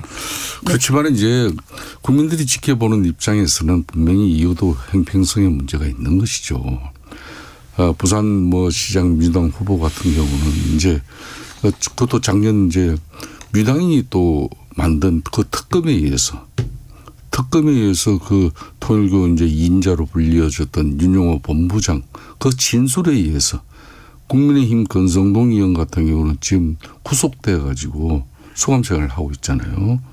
그런데 거기에 반해서 작년 8월 달에도 분명히 지금 현재 민주당 부산시장 후보에 대해서 특검에서 그 윤용호 본부장이 이 사람에게도 역시 금품이 제공됐다 시기하고 이런 구체적인 진술을 하고 그 내용이 자기 뭐 메모뿐만 아니라 또 문자 이런 많은 내용을 통해서 충분하게 그 윤용호 본부장의 그 진술이나 증거 이런 것들이 법정에서 받아들여지고 있는데 그렇다고 해가지고 지금 현재 경찰도 수사를 상당히 뭐 이거는 좀 차이필 뭐 고무줄 늘리듯이 늘려가면서 본격적인 수사도 안 되고 있잖아요. 그런 가운데 그런 전재수 민주당 부산시장 후보에 대해서는 상당히 민주당 지도부가 아주 간대한 그런 입장을 내고 지금 전북 김관영 지금 현재 현직 지사 같은 경우는 만일 지금 이런 사안이 부산 대구에서 일어났다면 민주당에 좀 불모지라고 일컬어지는 이런 어려운 지역에서 이런 상황이 유력 후보가 이런 문제가 있었다 그러면 상당히 신중하게 저는 판단하지 않았겠나 이렇게 생각해요. 그런 측면에서 김관영 지사는 상당히 물론 제가 그분의 실수를 갖다 뭐 이렇게 옹호하려고 하는 입장은 아닙니다. 분명히 그런 명백한 동영상에 또 물증까지 남긴 마당이면은 그건 잘못된 행위죠. 잘못된 부분이지만은 본인이 이제 당에다가 그런 공천 취소 결정을 하려면 재심 절차라든지 그런 민주적인 이런 과정을 밟아가지고 최종적인 확증을 가져야 되는데 그것도 심야에 그냥 전격적으로 저는 그런 부분에 대해서 국민들은 분명히 판단이 있을 거라고 봐요. 아니 당의 결정이라고 하는 것은 지금 여러 김성태 전 대표가 얘기를 했지만 이제 그런 수사 과정에서 이제 직접 증거가 있냐, 이제 진술만 있느냐 이게 차이가 있는 거 아니겠어요? 그래서 그런 면에서는 수사 과정에서 어떤 그런 것도 좀 지켜봐야 될 것 같고 저는 전재수 의원이 이 부분에 대해서 인정하지 않고 그런 일이 없다라고 지금 얘기하고 있지 않습니까? 그런 경우에서의 어떤 수사 과정에서의 직접 증거가 나오지 않는 상황에서 그걸 어떻게 단정할 수 있겠습니까? 그리고 이런 영상은 이제 직접 증거인 거고 권성동 전 의원 같은 경우는 이제 직접 증거들이 좀 나왔기 때문에 그렇게 이제 전격 구속이 된 거라고 봐야 되겠죠. 그리고 이제 당의 결정이라고 하는 것은 저는 국민의힘과 민주당이 확연히 다르다고 봐요. 어떤 문제가 있으면 우리 당은 확실하게 그 부분에 대해서 인정하고 넘어가고 확실하게 또 거기에 대한 징계도 하고 이렇게 이제 해서 국민들에게 이 당의 결정이라고 하는 것은 이런 것이다라고 하고 명확하게 보여주는 반면에 국민의힘은 그렇지가 않은 것 같아요. 어떤 문제가 있을 때 질질 끌어요 보면 그 사람 얘기 듣고 저희 확실한 증거가 나와도 그냥 당에서 지금 보면은 선거 과정에서 불거진 많은 인사들이 있어요. 제가 실명을 거론하기는 좀 그래서 얘기를 안 하는데 여러 지금 문제가 된 의원들이 좀 많이 있거든요. 후보들도 있고 그렇다고 하면 거기서 당에서 결정을 해줘야 되는 거거든요. 근데 계속 질질 끌고 있지 않습니까? 문제가 없느냐. 그래서 결국에는 뭐가 되냐면 나중에 국민의힘의 지도부라고 하는 것은 결정하지도 않고 그 후보들에게 질질 끌려가는 그런 모습들이란 말이죠. 그랬을 경우에는 저는 당이 왜 있습니까? 당이. 어떤 결정을 하는 게 당 아닙니까? 알겠습니다. 자, 이제부터 대구시장 얘기 다시 한번 좀 하겠습니다. 일단 장동혁 대표가 어제 매일신문 유튜브에 출연을 해가지고 이진숙 전 위원장을 거론을 하면서 국회에 와서 싸운다면 당에 엄청난 힘이 될 것이다. 이렇게 말을 했는데 이 말을 갖고 보궐선거, 국회의원 보궐선거 차출하겠다는 뜻이다. 이렇게 해석을 하는데 그렇게 보십니까? 충분하게 그럴 수 있죠. 지금 이제 국민의힘 이제 장동혁 대표 지도부 같은 경우는 보수의 심장이라고 일컬어지는 대구에서마저도 후보가 난립해가지고 실질적으로 민주당 김부겸 전 총리 이 후보 같은 경우는 민주당 입장에서는 최강의 후보고 최적의 후보를 선택한 거죠.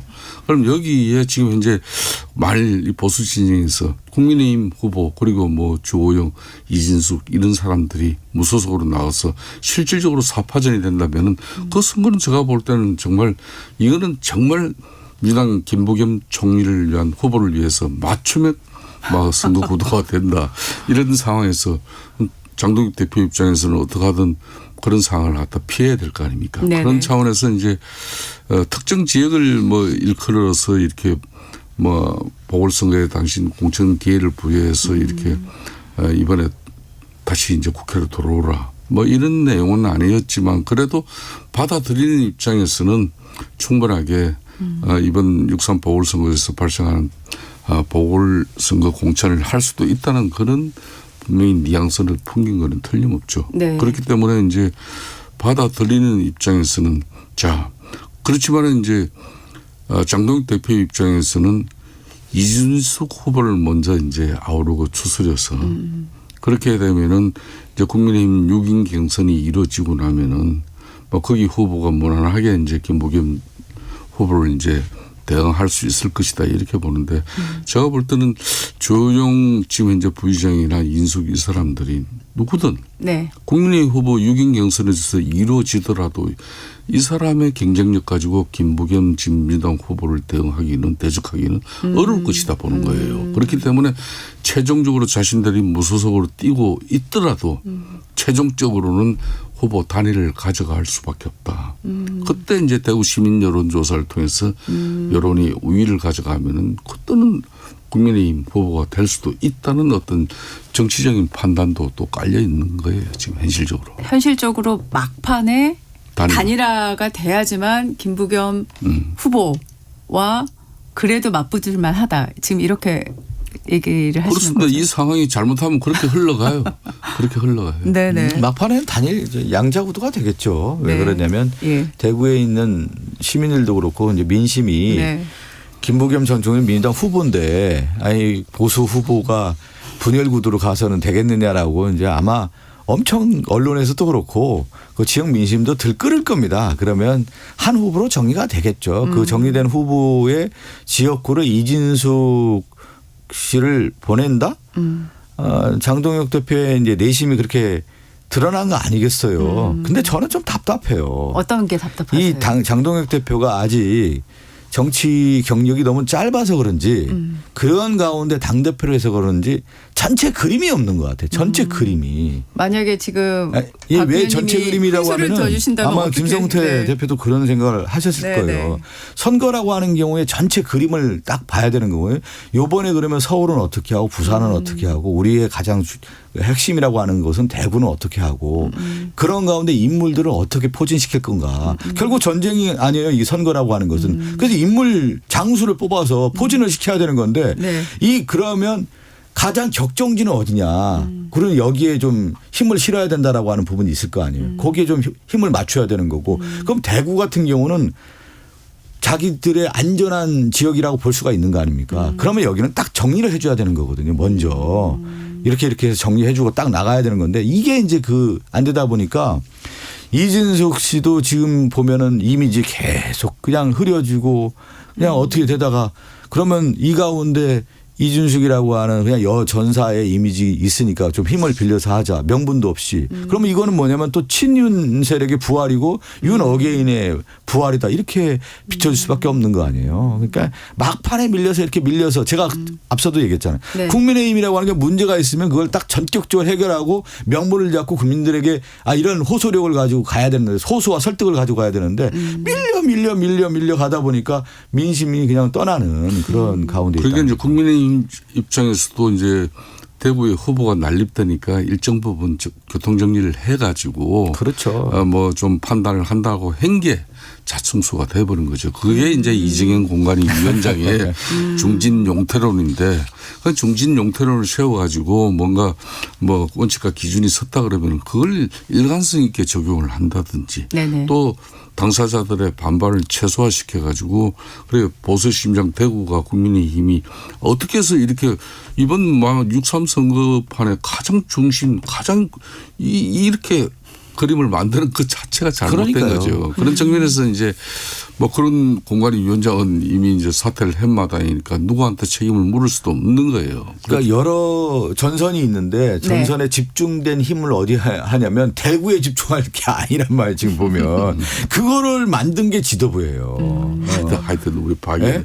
남의 집 이야기할 때는 아니 지금 제일 중요한 수도권 서울, 네. 경기, 네. 인천, 그다음에 부산 뭐 이런 지역들이 있지 않습니까? 그거에 대해서 전체 그림이 좀 없다 보니까 밀려 낙동강 전선을 밀린 거예요. 지금 낙동강 전선 하나 지키려고 지금 대구에 저렇게 하고 있다가 근데 거기도 뭐냐면 자기들만 살겠다고 다 가 있는 거 아니에요 지금. 희생이 없잖아요 지금 정당에서. 김부겸 전 총리는 지금 희생하러 간 거 아닙니까?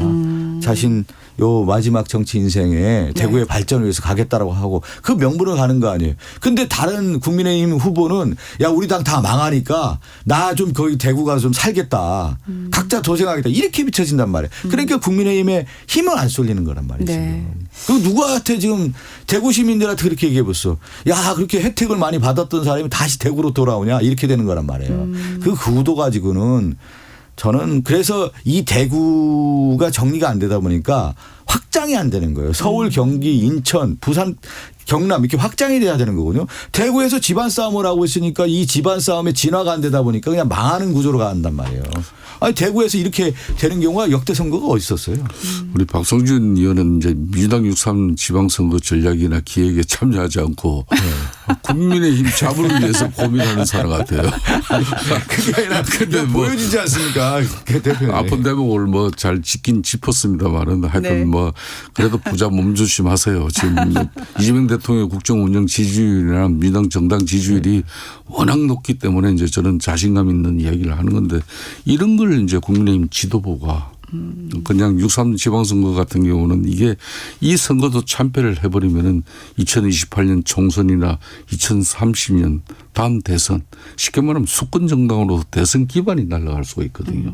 그런 만큼 이 선거를 치르는 그런 전략과 기획적인 측면에서의 또 지지세가 강한 지역과 또 지지세가 열악한 지역 이런 부분에 대해서는 세심한 그런 전략 이런 게 있어야 되는데 그런 부분은 상당히 좀 안타까운 대목이 많죠. 알겠습니다. 지금이라도 국민의힘은 딴 거 할 거 없습니다.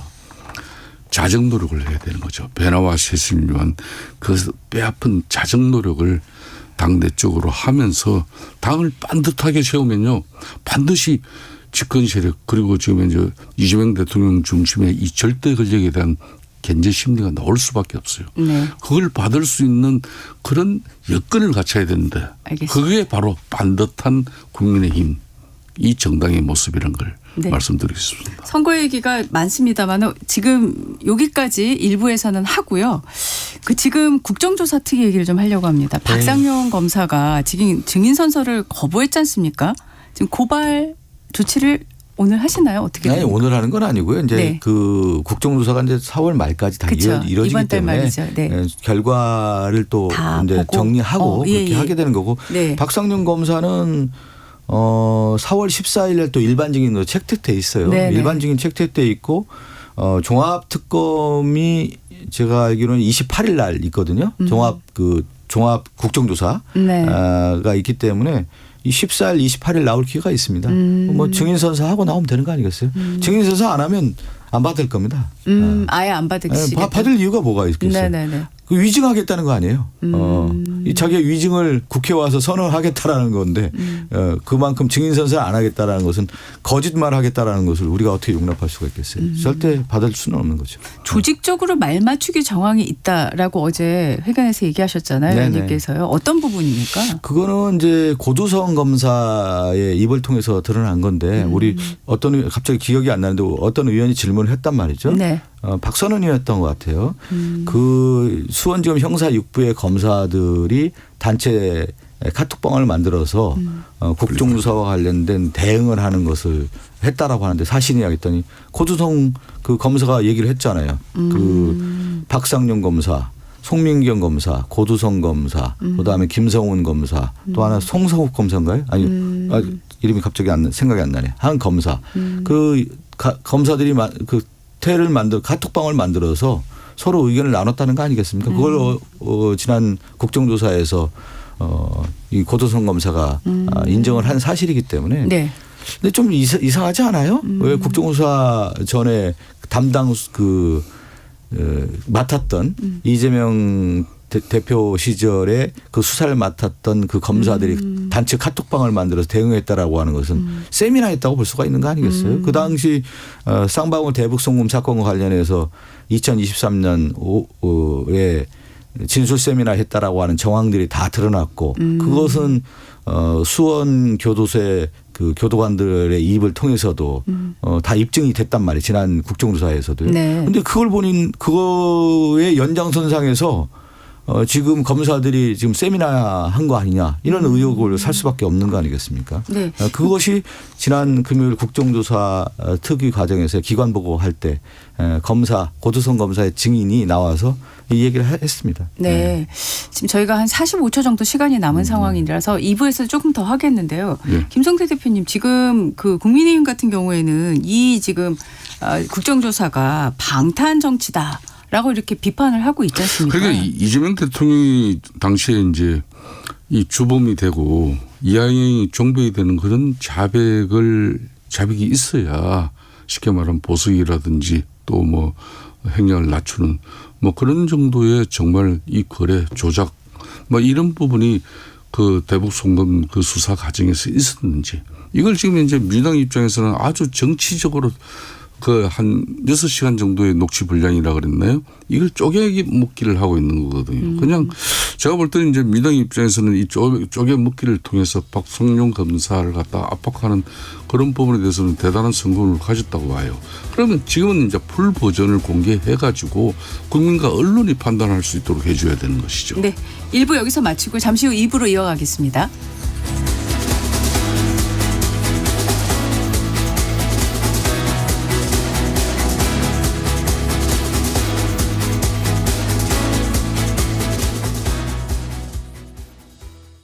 잠시 후 8시 반부터 일부 지역국에서는 해당 지역 방송을 보내드립니다. 환율은 흔들리고 주식은 요동치고 한 치 앞도 보이지 않는 시장. 이럴 때 경제쇼는 당신의 확실한 이정표가 되겠습니다. 복잡한 수치 너머의 숨은 흐름을 읽고 당신이 가야 할 방향을 분명하게 짚어드리겠습니다. 평일 오후 4시 5분 시장을 이해하는 최고의 선택. KBS 1라디오 경제쇼. 편지 왔습니다. 퇴근길 지친 당신에게 힘이 되는 뉴스를 전해드립니다. 매일 저녁 5시 5분 당신과 함께 읽는 세상 이야기 KBS 1라디오 뉴스레터 K. 지금 시각은 8시 30분입니다. KBS.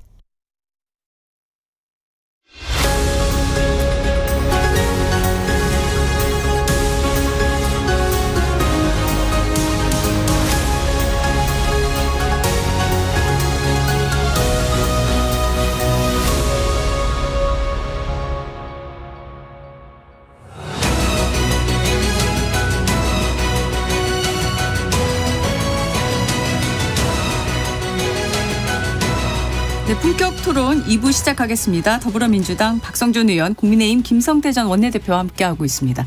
네, 저희가 국조특위 얘기를 하고 있었는데요.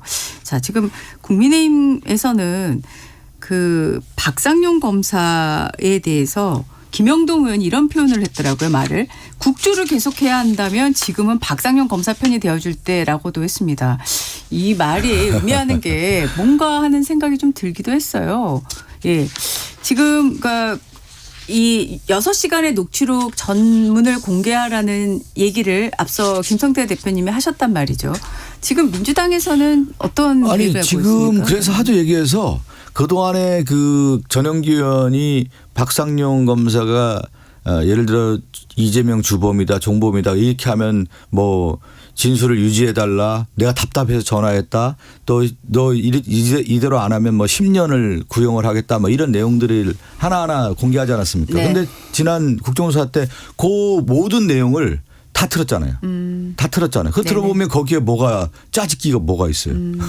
박상용의 실체가 다 드러나는 거 아니에요. 들어보십시오. 들어보면 박상용이 어떻게 거래하고 어떻게 자기가 안다라고 답답하다고 하고 그 갑과 을이 완전히 바뀐단 말이에요. 그냥 사정하잖아요. 박상용 검사가 그 서민석 변호사에게 이렇게 꼭 해달라고 안달을 하고 있잖아요.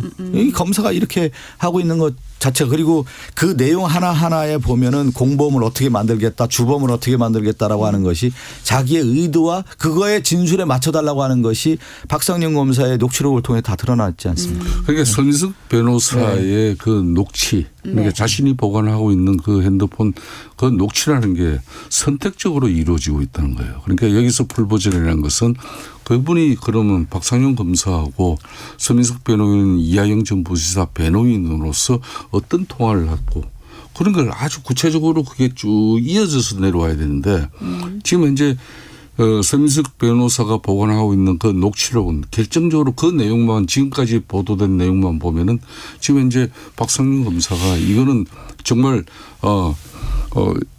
당시 이재명 지사로 이렇게 주범으로 만들기 위한 그런 절대적인 해유.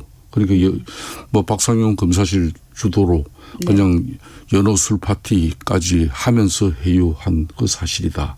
이렇게 기정사실로 맞춰지고 있거든요. 그런데 이게 서민석 검사가 이하영 부지사 변호인으로서 자기가 변호해야 될 사람이 법정 행량을 최소화시키기 위해서 나름 뭐 그렇게 한 노력인지 네. 안 그러면은 실질적으로 있는 사실 그대로 이야기해가지고 행량을 갖다 낮추려고 한 것인지 그 구체적인 내용들이 앞뒤 저는 맥락이 분명히 있는 거거든요. 지금까지 이제 풀버전 이야기하는 것은 그러니까 어느 한 대목에서 한 그날 통화 내역 정도는 이제 풀로 나오는 것 같은데 지금 이게 한두 번 통화해서 이루어진 게 아니란 말입니다. 예.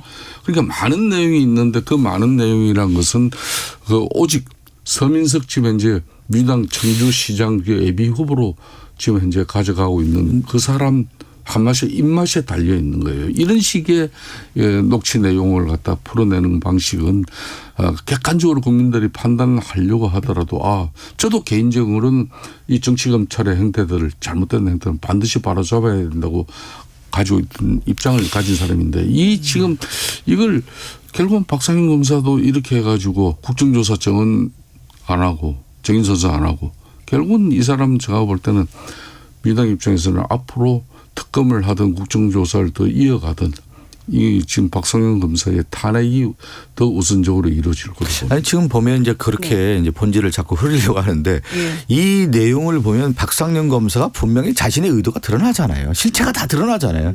이재명을 주범으로 만들고 종범을 이화영으로 만들어서 조작하는 진술을 만들어내려고 지금 하는 내용이 다 드러나고 있잖아요. 그 실체예요 그게. 그게 본질이고 박상용이 실체고 정치검찰이 어떻게 해갖고 조작을 어떻게 해갖고 진술을 어떻게 만들어내려고 했다라는 것이 다 드러나고 있지 않습니까? 그것이 박상용의 실체고 그것이 두려워서 선서를 거부했잖아요. 아니 그게 자신이 정정당당하다고 하면 그날 그 검사들이 다 그러더군요. 그건 잘못된 행태 아니에요. 국민들이 바라볼 때.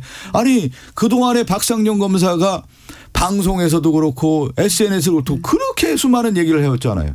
그러면 딱 선서하고 내가 이런 얘기를 했다. 나는 이것이 진실이다로 얘기하는 게 국정조사장에서 하는 게 맞는 것이지 선서를 거부했다? 그거 자체가 조작의 실체라고 하는 것이 박상용 검사가 얘기를 하는 거예요. 그러니까 박 의원님 이렇게 하면 돼요. 그러니까 이제 이하영 전 부지사의 변호인인 서민석 변호사가 그 변호사의 요청으로 지금 이제 법리상 불가하다고 검찰은 통보했다는 것이거든요.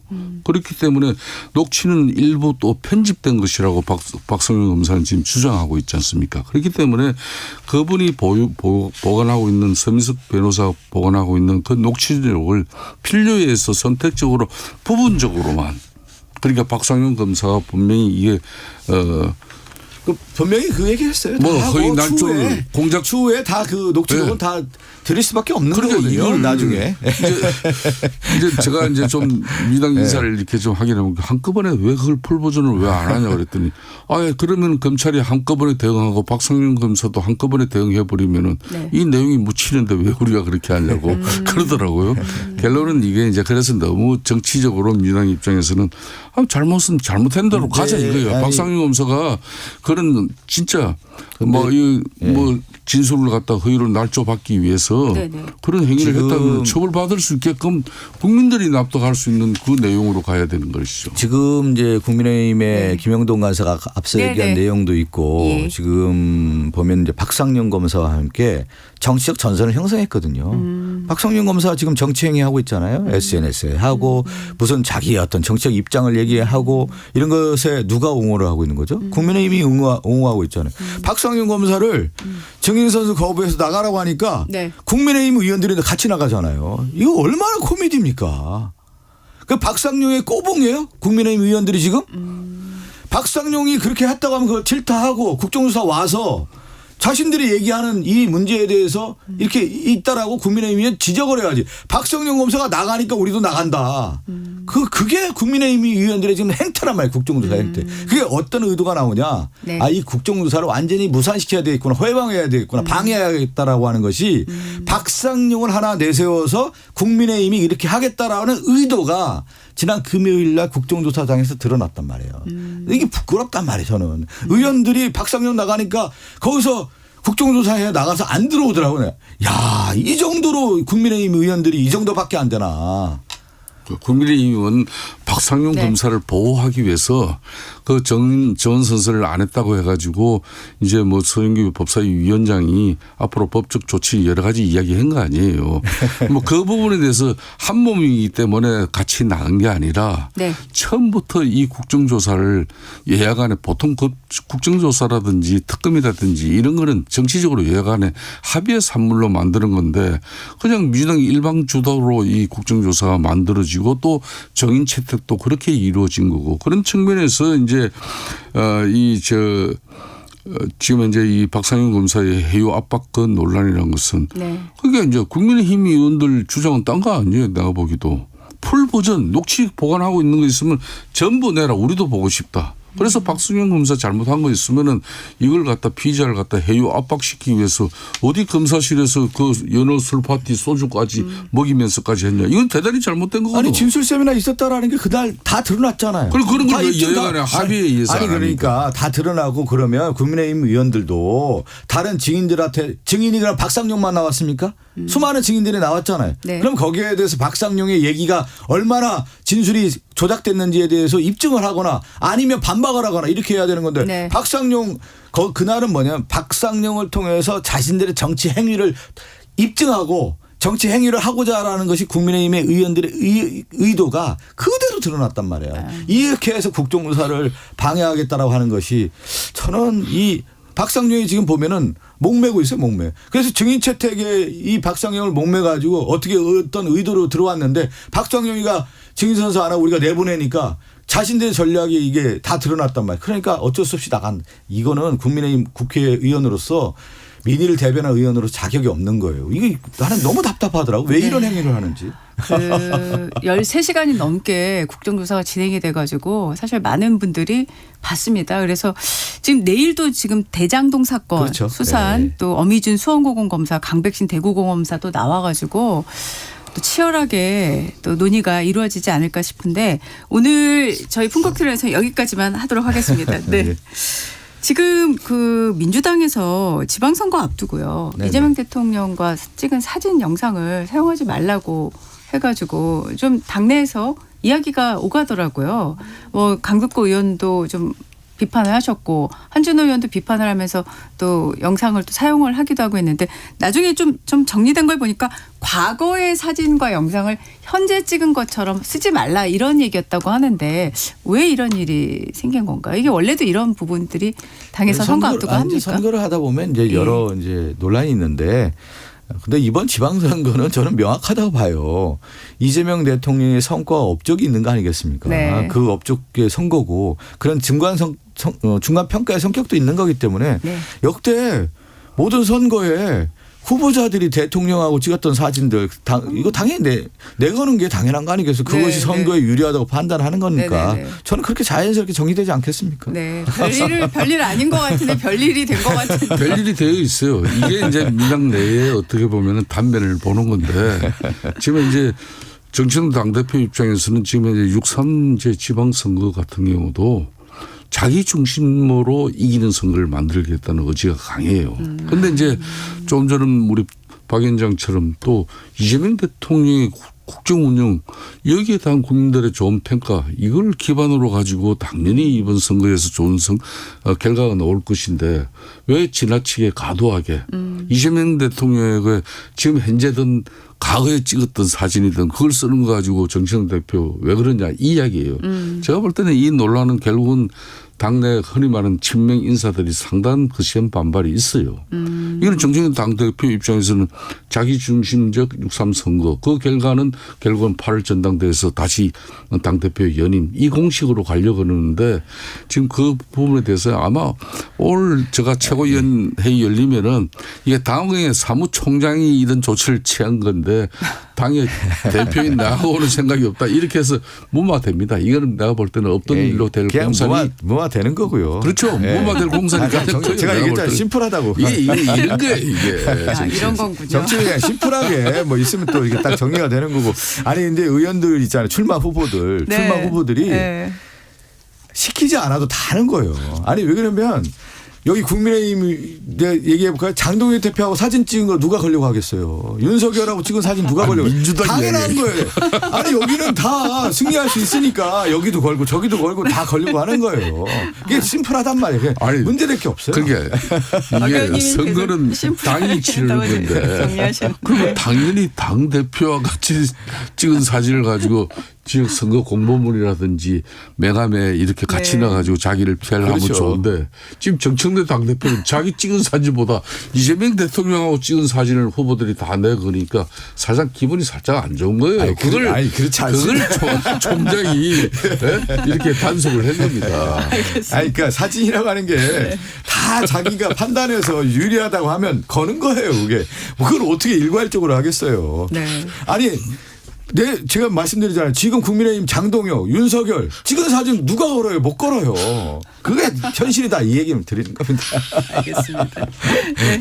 본격 토론 오늘 여기서 마무리하겠습니다. 두 분 고맙습니다. 감사합니다. 박성중 민주당 의원, 김성태 전 국민의힘 원내대표와 함께했습니다. 계속해서 날씨 정보 듣고 돌아오겠습니다. 대표 날씨 정보입니다. 대부분 지역에 비가 내리고 있는데요. 낮까지만 오다가 오후부터는 차차 맑아지겠습니다. 천둥, 번개, 돌풍 주의하셔야겠고요. 쌀하고구박이 떨어질 수 있어서 농작물 관리와 안전사고에 유의해 주시기 바랍니다. 아침 기온 10도 안팎으로 출발했습니다. 예년보다 훨씬 높은 기온이었는데요. 기온은 차차 하강세를 띠겠습니다. 내일은 서울의 아침 기온 3도까지 떨어지는 등 대부분 0도 안팎의 쌀쌀한 아침이 되겠고요. 게다가 바람까지 다소 강해 체감 온도는 더욱 낮겠습니다. 급격한 기온 변화에 각별한 주의가 필요하겠는데요. 내일부터 서리가 내리는 곳이 생길 수 있겠습니다.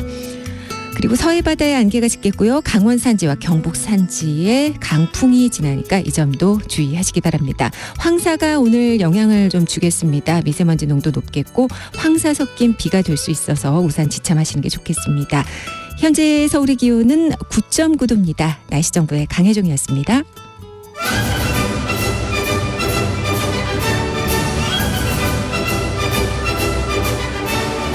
미 프로축구 LAFC의 손흥민이 한 경기 4개의 도움을 기록하면서 건재함을 과시했습니다. 스포츠로 활기차게 한 주를 여는 스포츠 먼데이 KBS 김한수 기자와 함께합니다. 어서 오십시오. 네, 안녕하세요. 네. 손흥민 선수 최근에 뭐 여러 얘기가 있었는데 네. 한 경기에서 도움 4개 대단한 거죠? 대단한 거죠. 사실 공격 포인트라고 하는 게 도움이든 골이든 상대를 위협해서 이기는 한마디로 상대를 위협하는 거잖아요. 근데 지난 기록을 찾아보니까 20년 9월에 사우스햄튼 경기에서 4골을 넣은 적이 있어요. 근데 그 이후에 뭐 이렇게 4개의 도움을 기록한 건 처음인데 아까 말씀하신 것처럼 요즘 이제 골을 못 넣다 보니까 이제 흔히 말하는 에이징 커브 온 거 아니냐. 네. 손흥민 선수도 체력 관리 해주고 뭐 이렇게 해야 되는 거 아니냐 이런 얘기 있었는데 네. 뭐 올랜도 시티와의 경기에서 지금 말씀하신 것처럼 도움 4개 하고 전반전에 5골이 터졌는데 첫 골 자책골까지 이렇게 사실상 만들어낸 거기 때문에 5골에 모두 관여했어요. 그래서 이제 팀의 6대0 승리를 이끌면서 뭐 이 정도면 괜찮다. 그런데 역시 아쉬움이 남는 건 많은 팬들이 아쉬움이 남는 건 리그 경기 6경기 뛰고 컵 경기 2경기 뛰고 또 대표팀에 와서도 골을 못 넣지 않았냐. 그래서 지금 이제 사실은 어떻게 보면 손흥민 선수 못지않게 갈증을 느끼는 건 그 골 갈증을 느끼는 건 팬들인 것 같아요.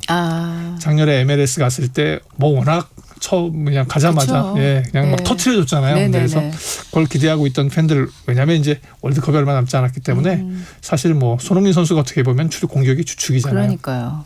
그런 마음 때문인데 어제 경기 보시면 특히 이제 20분에서 28분 사이에 부안가 선수.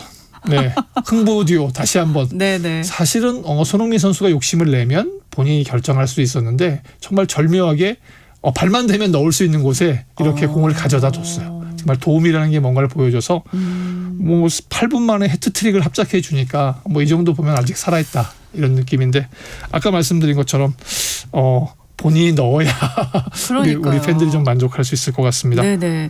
아니 뭐 이런 생각도 들어요. 대표팀에서 부안과 같은 손흥민 선수하고 좀 이렇게 잘 페어링이 되는 선수가 있으면 얼마나 좋을까. 네, 그런 생각도 사실 드는 장면이었어요. 사실은 뭐 손흥민 선수를 받쳐줄 수 있는 뭐 이재성 선수나 이렇게 맞출 수 있었는데 최근에 부상도 있었고 이런 문제들이 있었고 또 사실은 많은 팬들이 기대하기는 이강인 선수가 좀 더 잘 맞추면 좋지 않겠냐 이렇게 기대를 하고 있는데 아직은 아마 월드컵에서 보여주려고 아끼고 있는 게 아닌가 이렇게 생각하셔야 될 것 같습니다. 네, 프로야구 얘기로 가보겠습니다. 하나에서 아시아 쿼터 투수 왕옌청 퀄리티 스타트가 대단했더라고요. 두산과의 주말 3연전에서 2승을 챙겼어요. 네, 그 사실 지난해에는 한화에는 이제 폰세, 와이스 같은 선수가 있어서 그 선수들이 둘 다 옮겨갔는데 그러면 한화 마운드 어떻게 해? 그런데 이제 그 공백을 왕행청 선수가 메꿔주고 있어요. 네. 토요일 두산과의 이제 지금 말씀하신 이제 잠실 2차전 때 근데 사실 왕행청 선수의 어깨를 가볍게 해준 건 오재원 선수부터 시작된 타선이에요. 그냥 시작하자마자 석점 딱 내주니까 마운드에 올라가서 안심하고 던지고 싶은 거 다 던져 이런 상황이 발생을 했고 또 왕현청 선수 타선의 지원을 받으니까 그럼 다 던져볼까? 사실 그 개막 이틀날 경기에서 첫 승을 거둘 때만 해도 우리 선수들에게 조금 낯설어서 그런 거 아니야? 이런 느낌이었는데 이날은 공 구위도 좀 떨어졌지만 반면에 직구라든가 그 스위퍼가 정말 날카롭게 탁탁탁 꽂혔어요. 그래서 변화구의 진수를 보여주면서 벌써 2승째거든요. 그 한화 올해도 돌풍을 예고하고 있는데 사실 투수 마운드가 작년에 비해서 빈약한 거 아니냐 이런 얘기가 나왔었는데 아시아 쿼터 선수가 들어와서 그 자리를 메워줘서 네. 한화의 마운드는 조금 점점 더 이제 안정돼 가지 않을까 이런 느낌이고요. 사실 이 선수뿐만 아니라 국내 자완 이제 에이스 구창모 선수의 부활도 지켜볼 만해요. 네. 지금 2승으로 같이 이제 공동 선두인데 원래는 지난달 28일 두산하고 개막전 할 적에 라일리 톰슨이 나오려고 했어요. 근데 부상이라서 갑자기 끌어올린 선수가 개막전 선발이 1552일 만이랍니다. 그런데 그 상황에서 정말 기분 좋게 승리를 거뒀고요. 6이닝인데 안타 하나만 내주고 삼진을 6개나 잡았어요. 이런 면 보게 되면 그 NC 지금 성적 굉장히 좋은데 구창모 선수 사실 이번에 WBC 보면서 우리 선수들 못하는 아쉬운 점들 많았었는데 구창모 선수가 좀 더 성장해 줬으면 하고요. 반면 또 운 좋은 선수도 있어요. 네. SSG 김민 선수는 9원승만으로도 2승을 챙겼어요. 그러니까 사실 불펜 선수가 2승하기는 쉽지 않거든요. 네. 그런데 전체적으로 잘 챙기고 있어서 근데 또 이 선수들이 잘하는 데는 또 그 SSG의 시범 경기부터 잘해온 고명준 선수가 적재적소에 한 방씩 팡팡 터트려주니까 전체적으로 잘 가고 있는 것 같습니다. 근데 이제 사실은 지난주에는 롯데가 개막 2연승 거두면서 잘 가고 있다고 그러는데 6연패까지 빠졌네요. 아니 그러니까요. 이 기세를 계속 가져갈 줄 알았는데 또 그렇지 않네요. 네, 저 롯데 뭔가 좀 정비가 필요해 보이는 것 같아요. 어제 같은 경우에 이제 피치클락 이런 거 미스는 사실 프로 선수가 하기에는 조금 낯이 좀 뭐랄까요 면이 좀 깎이는 그런 경기가 아니었나 싶습니다. 네. 자 그리고 올 시즌 초반부터 프로야구 신인들 활약이 눈에 띄어요. 네. 하나 오재원 선수 같은 경우는 사실 그 개막전 3안타 칠 때만 해도 첫 경기니까 또 긴장해서 잘 치는 거 아니야 이랬는데 네네. 경기를 거듭할수록 지금 그 신인 선수가 고졸 신인 선수가 어떤 팀의 1번 타자로 나와서 그 테이블 세터라고 하거든요. 밥상 차려주는 그런 역할을 하기 쉽지 않은데 이 선수 지금 안타 10개, 타점도 4개, 득점도 출루율도 괜찮아요. 그러다 보니까 사실 팀 선배 중에 야수 중에서 그 MVP를 찾았던 강백호 선수가 있는데 강백호 선수가 그 보면서 그런답니다. 얘는 조금 달라요. 마인드도 좋고 또 멘탈이 세서 한두 개 실수하면 보통 이제 슬럼프에 빠지거나 아니면 네. 긴장할 수 있는데 신인답지 않게 잘 넘어간대요. 그래서 큰 선수다. 근데 같이 사실은 이날 같이 그 3안타를 쳤었던 KT 이강민 선수도 있는데 네. 이강민 선수 사실 수비가 굉장히 안정돼 있거든요. 그런데 오재원 선수 쪽으로 조금 뭐랄까 팬들의 관심이 약간 집중되지 않나 싶습니다. 네네. 그리고 이제 또 진짜 좀 시원한 홈런포로 주목받는 선수가 NC의 신재인 선수인데요. 프로 데뷔해서 첫 안타를 홈런으로 쳤습니다. 그것도 롯데를 상대로 쳤는데 롯데 참 계속 가슴 아픈 사연이 나오네요. 네. 롯데를 참아쳤는데 그것도 동점 8회 말에 2점 홈런. 그리고 또 이제 기아와의 경기에서 또 가서 홈런. 그래서 이 선수는 안타 숫자보다 홈런 숫자가 더 많은 이런 선수가 되어 있는데 네. 전체적으로 이런 그 신인 선수들이 그라운드에 활기를 불어넣으면서 팬들의 이제 관심을 모으고 있는데 근데 이제 이렇게 개막전에서 3안타를 쳤었던 이제 장성호 해설위원이 그런 얘기를 하더라고요. 네. 이 선수들 지금 굉장히 좋은데 정말 이 선수들에게 중요한 건 부상 관리하고 체력이다. 왜냐하면 이렇게 긴 페넌트 레이스를 뛰어보지 않은 선수들이기 때문에 지금은 초반이라서 이제 한마디로 리프레시도 빨리 돼서 막 달릴 수 있는데 이거 팀에서 관리 잘해줘야 된다 이런 얘기를 하더라고요. 그렇죠. 지금 잘하지만 끝까지 잘해야 되니까. 네. 네네. 자, 여자 프로배구를 봤는데 정규리그 3위 팀인데 우승을 했어요. 네. 이런 일이 종종 있습니까? 뭐 역사상으로 4번 있었다고 해요. 예. 근데 GS 칼텍스가 3위 팀이 올해 처음 생긴 준 플레이오프 거쳐서 플레이오프 또 챔피언 결정전까지 6경기를 내리 이기고 우승한 경우는 이번에 처음이라고 합니다. 그래서 이제 뭐 이 경기 있을 때 그런 얘기들 많이 했어요. 그 실바 선수를 막으면 상대가 이기고 실바 선수가 펄펄 날면 GS 칼텍스가 이긴다고 그러는데 마지막까지 GS 칼텍스의 그 실바 선수가 펄펄 날아가지고 우승을 차지했고요. 사실 그 1위인 도로공사 같은 경우에 좀 아쉬운 게 있죠. 챔프전 앞두고 물론 감독이 좀 문제가 있을 수 있지만 그래도 챔프전은 마치고 사령탑이 있는 상황에서 경기를 치르는 것과 또 한마디로 사령탑 없이 경기를 치르는 건 선수들 상황에선 그 적재적소에 발견하지 못하는 것들이 있을 수 있거든요. 네. 그런 점은 좀 아쉽습니다. 아무튼 마지막 경기에서 36득점을 올린 실바 선수가 총 34표 가운데 33표, 한 표의 기권표를 포함하면 사실상 만장일치로 네, MVP를 차지했습니다. 예, 대단한 선수예요. 실바 선수는. 프로농구에서는 소노가 2023년 창단 이후에 처음으로 플레이오프 진출을 확정했네요. 네, 이위 정관장한테 15점 차 뒤지고 있는 경기를 뒤집어서 딱 이기는 순간에 이제 공동 5위를 확정지었습니다. 남은 경기 이제 6강까지 가게 되는데 남은 경기에 관계없이 이제 봄농구에 진출하게 됐고요. 지난 2시즌 동안 계속 8위만 했었어요. 6위까지 단계 2개 남았었는데 그걸 못 넘었었는데 네. 지난번에 그 전해드린 것처럼 손창환 감독이 원래 전력분석원 출신이었는데 그분이 정말 적재적소에 그런 전략을 잘 세워서 이번에 일단 봄농구에 합류하는 거 성공했습니다. 이제 플레이오프 진출을 했기 때문에 조금 더 팀이 갖추어진다고 한다면 네. 조금 더 높은 성적 네. 기대할 수 있는 팀이 아닌가 싶습니다. 네. 자, 김혜성 선수가 오늘 워싱턴 원정 경기부터 빅리그에 합류할 가능성이 있다고요? 네, 사실은 경기 마지막에 콜업 받자마자 대수비로 나왔어요. 그러니까 이제 합류를 한 겁니다. 어제 경기 하다가 이제 유격수인 무키베치 선수가 부상을 당하면서 그 자리를 누가 메꿔? 그럴 때 김혜성하고 로하스가 메꿀 거야. 근데 이제 트리플 A에 가 있었잖아요. 네네. 근데 이제 이 선수한테 갑자기 이제 콜업이 떨어지면서 김혜성이 옮겼네. 그러면 빅리그에 합류하는 거구나. 이런 얘기가 점쳐졌었는데 오늘 새벽 경기에 로스터에 합류했고 네. 그리고 거기서 8회 말 대수비로 나와서 일단 합류했습니다. 네. 뭐 이럴 때 보여줘야 되는 건 역시 막강한 한마디로 그 타력이겠죠. 수비는 어느 정도 인정을 받는 선수이기 때문에 이럴 때 몇 개 쳐주면 뭐 주전자를 반드시 꿰차지는 못하더라도 네. 한 6주에서 8주 정도 그 부상 공백이 있을 거거든요. 6주와 8주 사이에 김혜성다운 모습을 보여준다고 한다면 네. 빅리그에 잔류할 수 있을 것 같습니다. 네. 앞으로 김혜성 선수가 계속해서 좀 선전을 해가지고 빅리그에서 활약을 하는 모습 많이 봤으면 좋겠네요. 너무 아까운 선수잖아요. 네, 아마 많은 팬들이 기대하고 있을 겁니다. 네네. 네, 스포츠 먼데이 오늘 여기까지 듣겠습니다. 고맙습니다. KBS 김한수 기자와 스포츠 먼데이 진행했습니다. 4월 6일 월요일 전격시사 오늘은 여기까지입니다. 저는 소현정이었고요. 내일 아침 7시 5분에 다시 돌아오겠습니다. 고맙습니다.